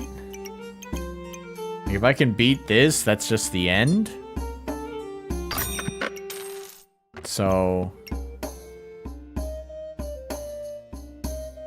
I don't know, just, I guess money doesn't matter now. Sure, let's go with that.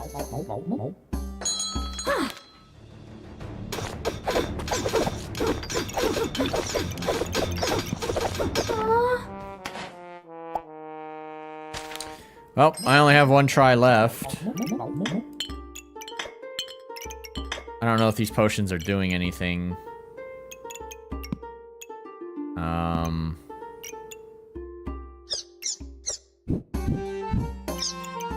Let's put that there. I'll bring back my shield.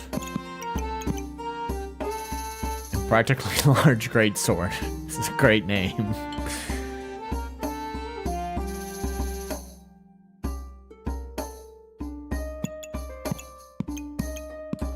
I'll re-roll.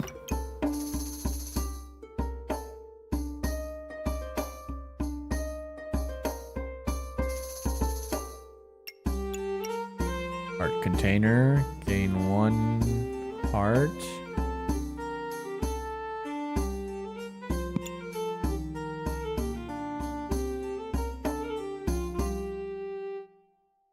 First potion inside consumed gains a random buff.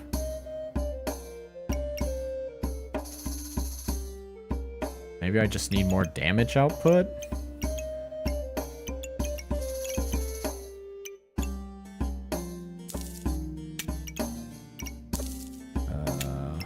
How to make this, how to sort this. 4 slots.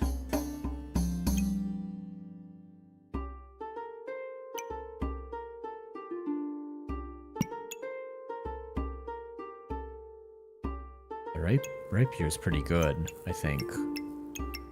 Mmm.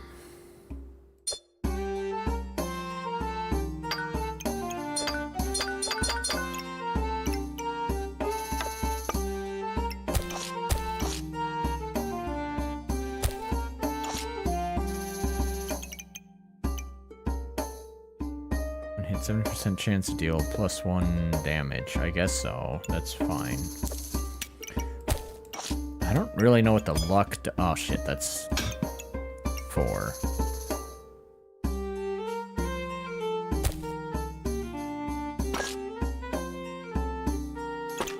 There we go. High stamina, but maybe it's okay. I don't know. It's my last chance. We'll just send it. We'll see what happens. Maybe I lose, maybe not. Oh, they have a lot of armor. Yeah. I think I lost. Yep.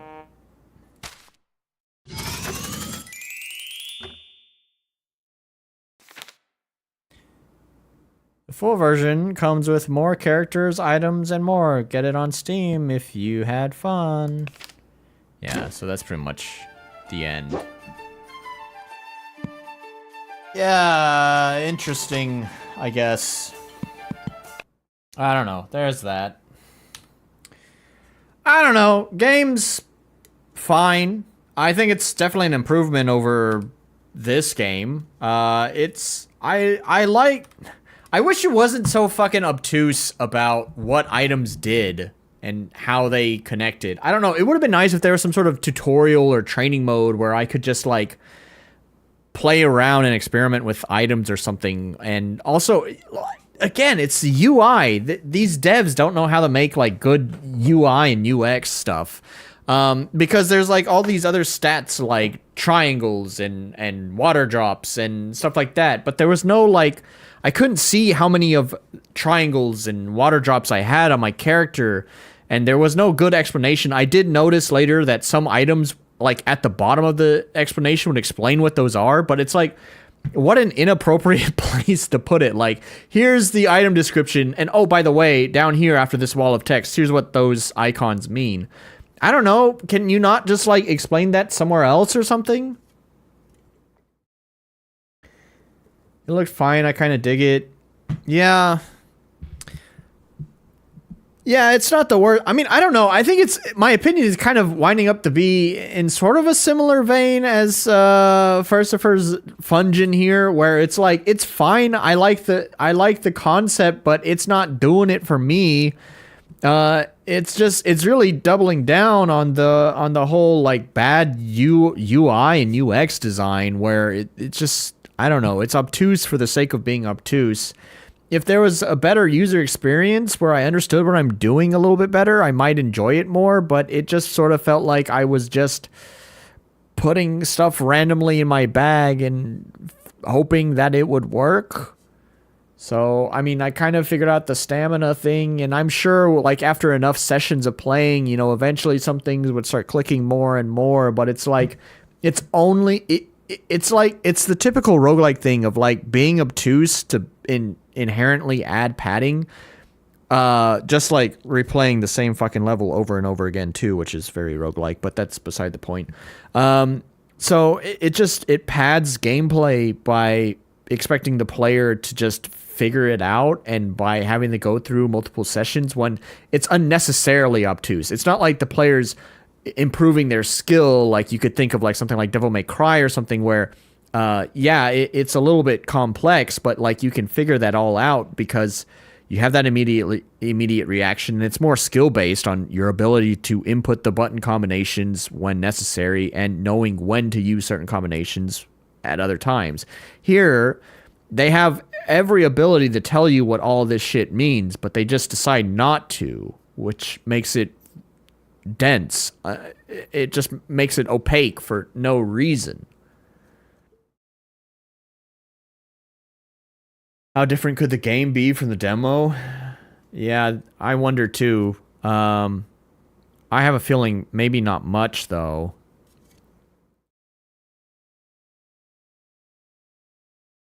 I don't know. Yeah, I don't. It's not something that I would play, but you know, like I don't know. I like the idea. It's the same thing. I like the idea. I just wish the game would be more informative. And I don't know, I don't know. There's just little bits and pieces here and there. Like the combat itself too. I don't know what you would do.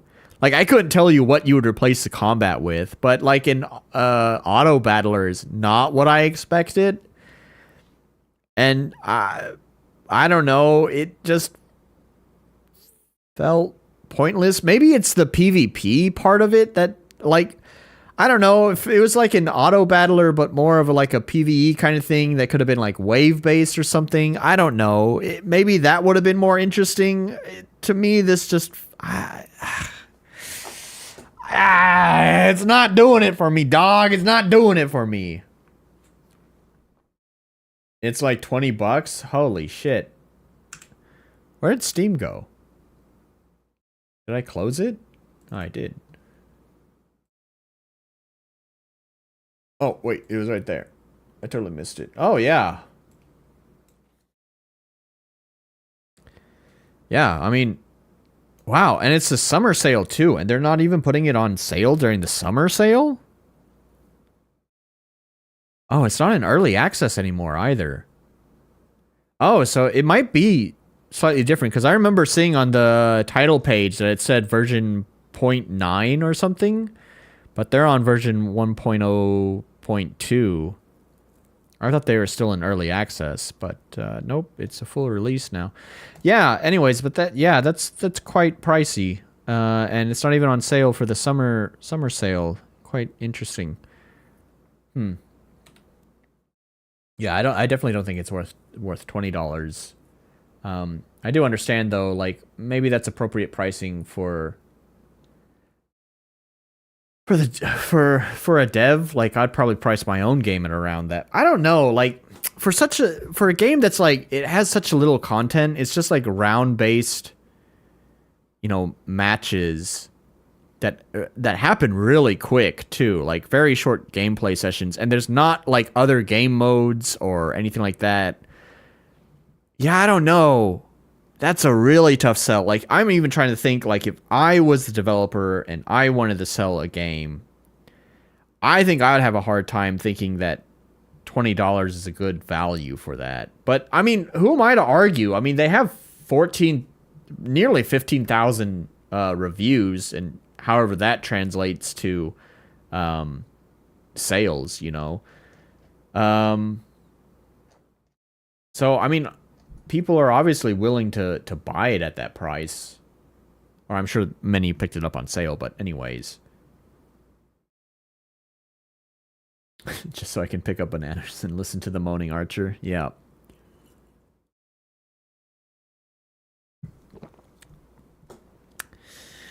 Yeah, I don't know. It's not doing it for me. And the price seems a little bit whack to me as well. But all the more power to the dev. Hopefully he's a little bit more professional about how he interacts with his community. He obviously is onto something good. I mean, even with Versifer, I mean, I didn't like Versifer. It had its niche because it popped off on itch.io. Because like I said, I found it because it was a front page game back then. And I think it had like 10,000 comments on it or something. Comments are not quite the same as reviews because obviously people can make multiple comments. There might even be like, you know, comment threads or whatever going on because of discussion. So it's not the same as reviews, but still, 10,000 comments is nothing to scoff at. So it's still pretty good. And if I recall correctly, the dude also has like a YouTube channel where, much like PirateSoftware, he tries to teach developers, you know, how to make games in Godot. And I think his channel was relatively successful, definitely more successful than mine, that's for sure. So yeah, I don't know. I don't agree with the developers' games. I don't find them fun, but obviously there are lots of people who do. So I think he's on the right track, I guess. I guess that's where I'll leave that. Props to him.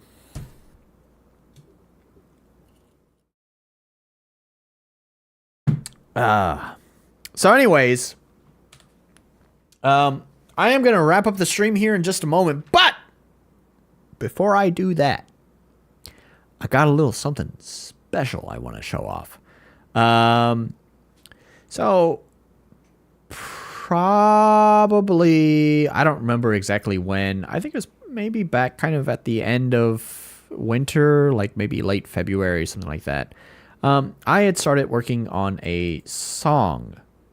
And actually, one of my friends was going to... The song was not at all related to fiddle, by the way. Started working on a song. Of a friend of mine was actually going to sing it, but there were some troubles, and unfortunately they weren't able to contribute their part to the vocals, which kind of left the song in limbo for a long time. But actually... you know, I had written an album back in 2021, or I had released the album back in 2021, and I had a singer on that. Although actually he was not the one who came in clutch for me. I actually had a cellist, a session musician cellist, contribute a part to one of the songs, and she's also actually a trained vocalist. So I actually reached out to her, and I was just like, hey, can you help me out with the song? Are you free? Are you available to do so? And she's like, yep, I can. So, me and my cellist got back together to make another song. And finally, this week, after such a long time, that song is finished. And I wanted to play it for you guys. I gotta stop. I gotta play it for you guys here, because I think it's pretty fucking great. So, here we are.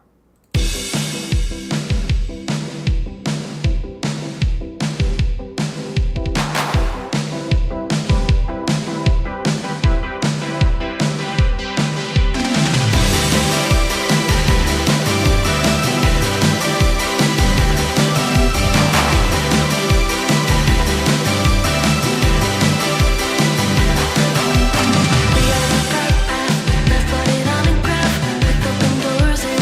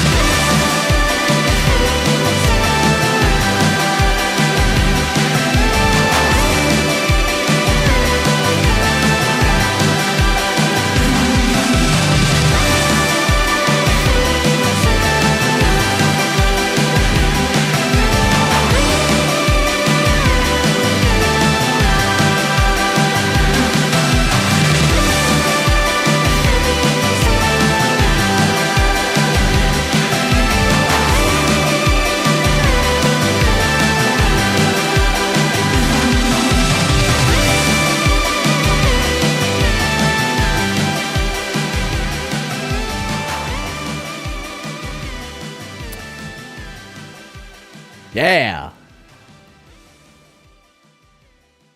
It is a fun song. Synth following the vocals. Yeah.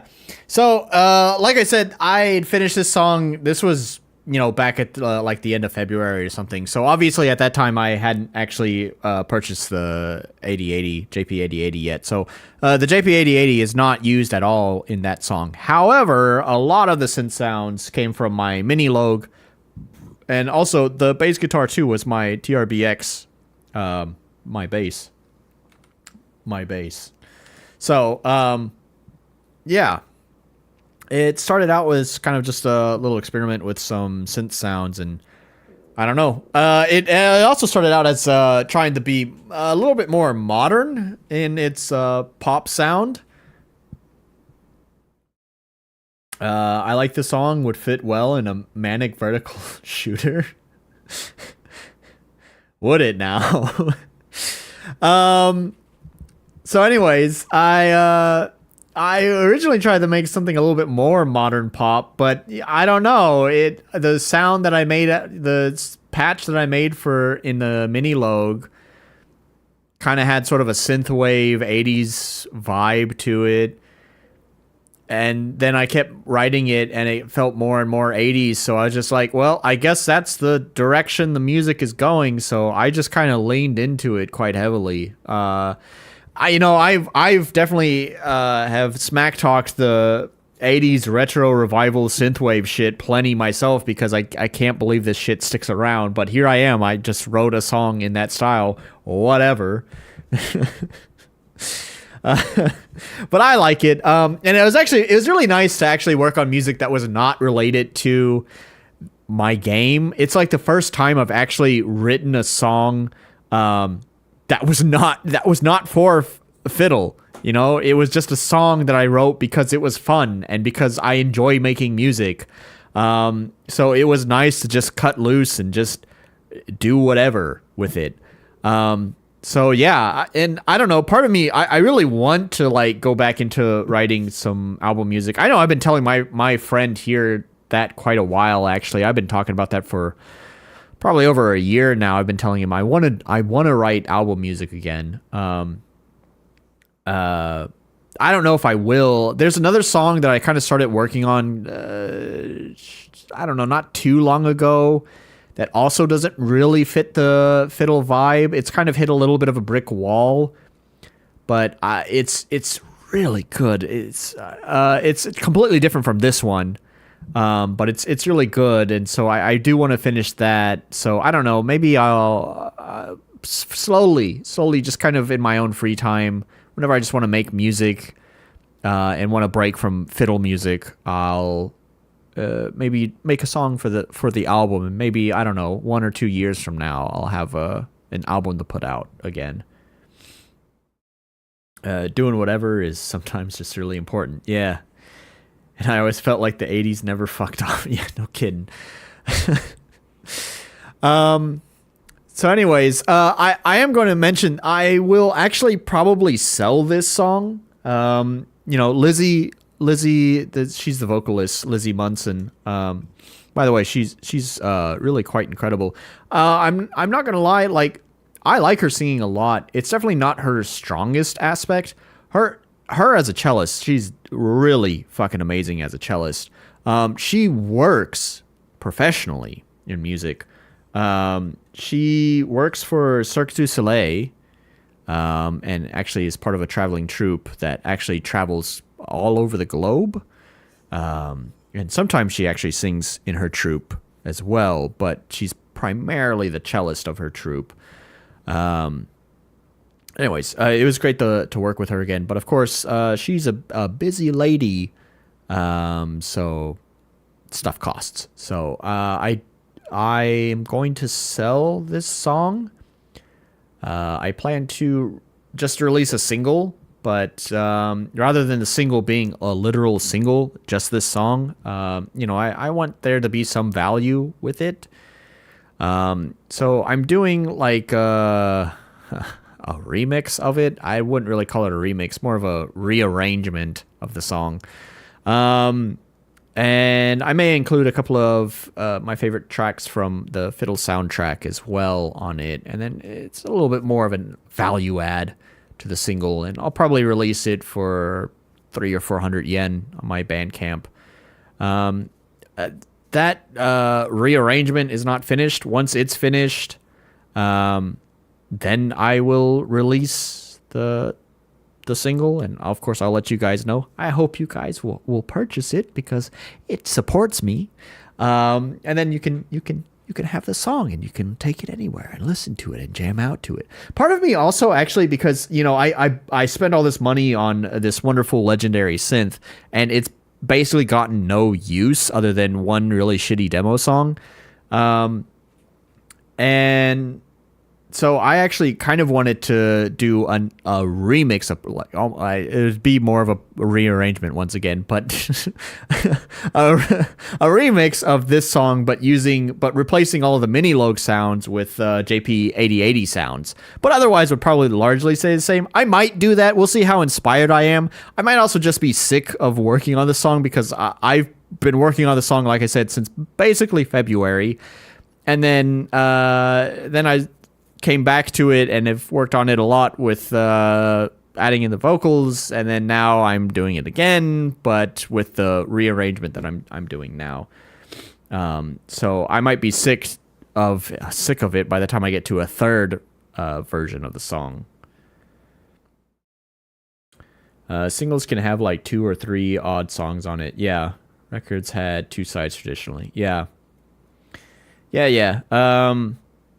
Yeah, and so it's there's the tradition of, how many songs would come with a typical album single, record single. There's that, but there's also just, if I just sold the song, just the one song for, 400 yen, which is what I'm more leaning towards, which would probably translate to like $3 for, well, you're in Canada. Actually, in Canada, I learned recently, because actually Lizzie is Canadian, so I paid her in Canadian rubles. And I realized that the Canadian dollar, at least at the time when I paid her, is almost very, very close to 1-to-1 on the yen. It's like 1 yen is 1 Canadian penny, almost. It's like 1.03, right? So the Canadian rubles is a little bit more valuable than the yen, but only very slightly. So when I say it's like it'll cost like 400 yen, you can basically translate that as $4 for you, Mr. Canadian. For my U.S. people, that would be like $3, and then for my European people, that would be like 250 euros, 2.5, whatever, Canadian yen. Yeah, exactly. So anyways, so for that kind of price, it would be silly to sell just the one song for that kind of price. It would not seem practical. So, so I wanted to include a couple of other songs on there that I think would be good. So there's going to be at least 2 versions of this song. The main version itself, the original version, the one that you just listened to, and then the other one that I'm working on now, which, by the way, I'm surprised at how quickly it came together. By the way, this song, I literally finished it yesterday morning, and then that evening I was like, I think I have an idea for the rearrangement. So I opened up Reaper and I started save the MIDI, move some of the stems into a new project, move this MIDI in a new project, and just for like 6 hours straight, I was just plucking away at this, man. I was surprised at how quickly it came together. It's crazy. When the inspiration strikes, it fucking strikes. So actually, that version is nearly finished. I was working on it literally just before the stream. I wanted to change the bass part from the original, because the original one has kind of a slap bass kind of sound to it. And the new version that I'm doing is a little bit more mellow, so the slap bass is not going to work. So rather than use the original stem from it, I wanted to re-record the bass for a new bass line. So I was actually playing the bass line like 10 minutes before the stream started today. I was worried that I might actually be late because I'm too busy fucking around with this song. So anyway, so that version will be finished soon. And then we'll see how I feel about doing a JP8080 version just for fun. It might come together just as quickly as this one, and if that's the case, great. I'll add a third version of the song onto the single, and then you guys get 3 versions of the song. Plus, I'm gonna throw a couple of my favorite songs from the Fiddle soundtrack on there. And so if there's 3 versions, that'd be a whopping 5 songs for your 400 yen, $4 Canadian yen, or $3 American, 250 euros, whatever, something like that. Of course, otherwise it would still be 4 songs, which I think, yeah, makes sense. 400 yen, 4 songs, that's pretty good. It's 100 yen per song. But you guys will find out whenever it's released. I'll definitely make an announcement about it, of course. I just wanted to show this off. I'm really happy about it. I'm really glad that it finally came together because this song has been haunting me for, for a whole season, through all of spring and summer so far. So it was nice to work on it. By the way, I guess it's also worth mentioning. It's worth mentioning that the lyrics. I wrote the lyrics too. I don't know if that was a question or anything. I guess it has to be because of ChatGPT. But yeah, I wrote the lyrics myself as well. That was also a project in and of itself. I forgot how hard it is to write lyrics. I think the lyrics probably took me 6 hours to write, and they're still...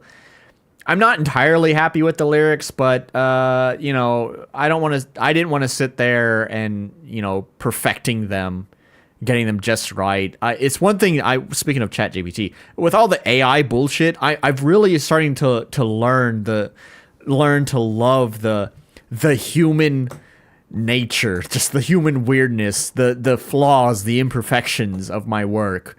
So I could have sat there and scrubbed the lyrics until they were like just right, but then I was like, if I wanted the absolute perfect lyrics that are soulless and have not much meaning to them, but at least they rhyme and have the correct rhythm, then I could just ask ChatGPT to do that. But I don't want to. So I have some weird lines in there, and maybe the flow is not absolutely perfect, and occasionally things don't rhyme. That's okay.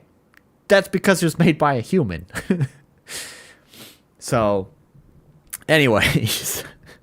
And the same thing's kind of gone for my own music, too. It's like, I don't know if it's me being lazy or me just appreciating it. Maybe it's a little of column A, a little of column B, but there are things, it's like, I could sit here and just like perfect this hours on end, or I can leave it as it is, knowing that it's not good, but it's only a small moment in the whole song that's not good.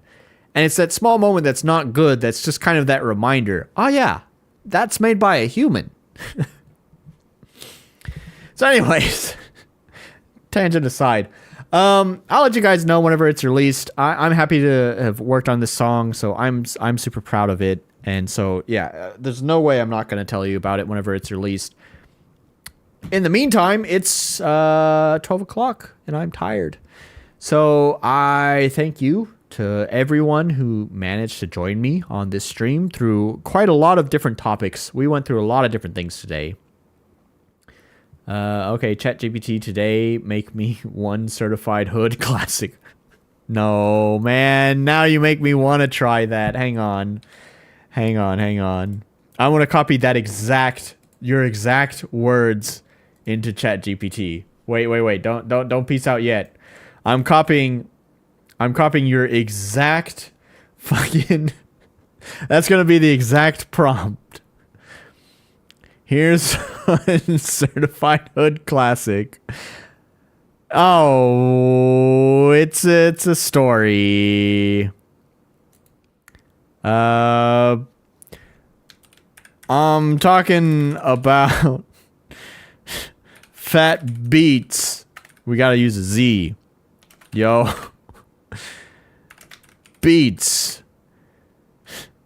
Do you understand them? You talking fat beats.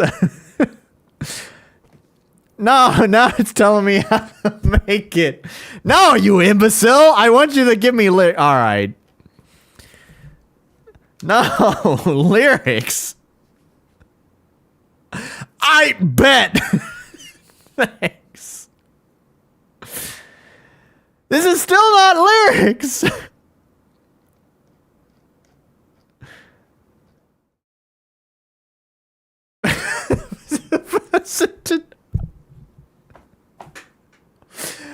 We tried 3 times. It can't do it. Well, that's my effort. All right. Robots aren't replacing us anytime soon. Now saying point form notes. Oh man. Okay. Anyways, all right, it's late. Thank you for the suggestion. Rap. All right. You guys have a good night. I should stream night, day. It's a day for you guys. I should be able to stream next weekend, I think. Probably have a normal stream. Hopefully not a drama topic. We'll see. Anyways, thank you guys so much. And I will see you next weekend. Bye.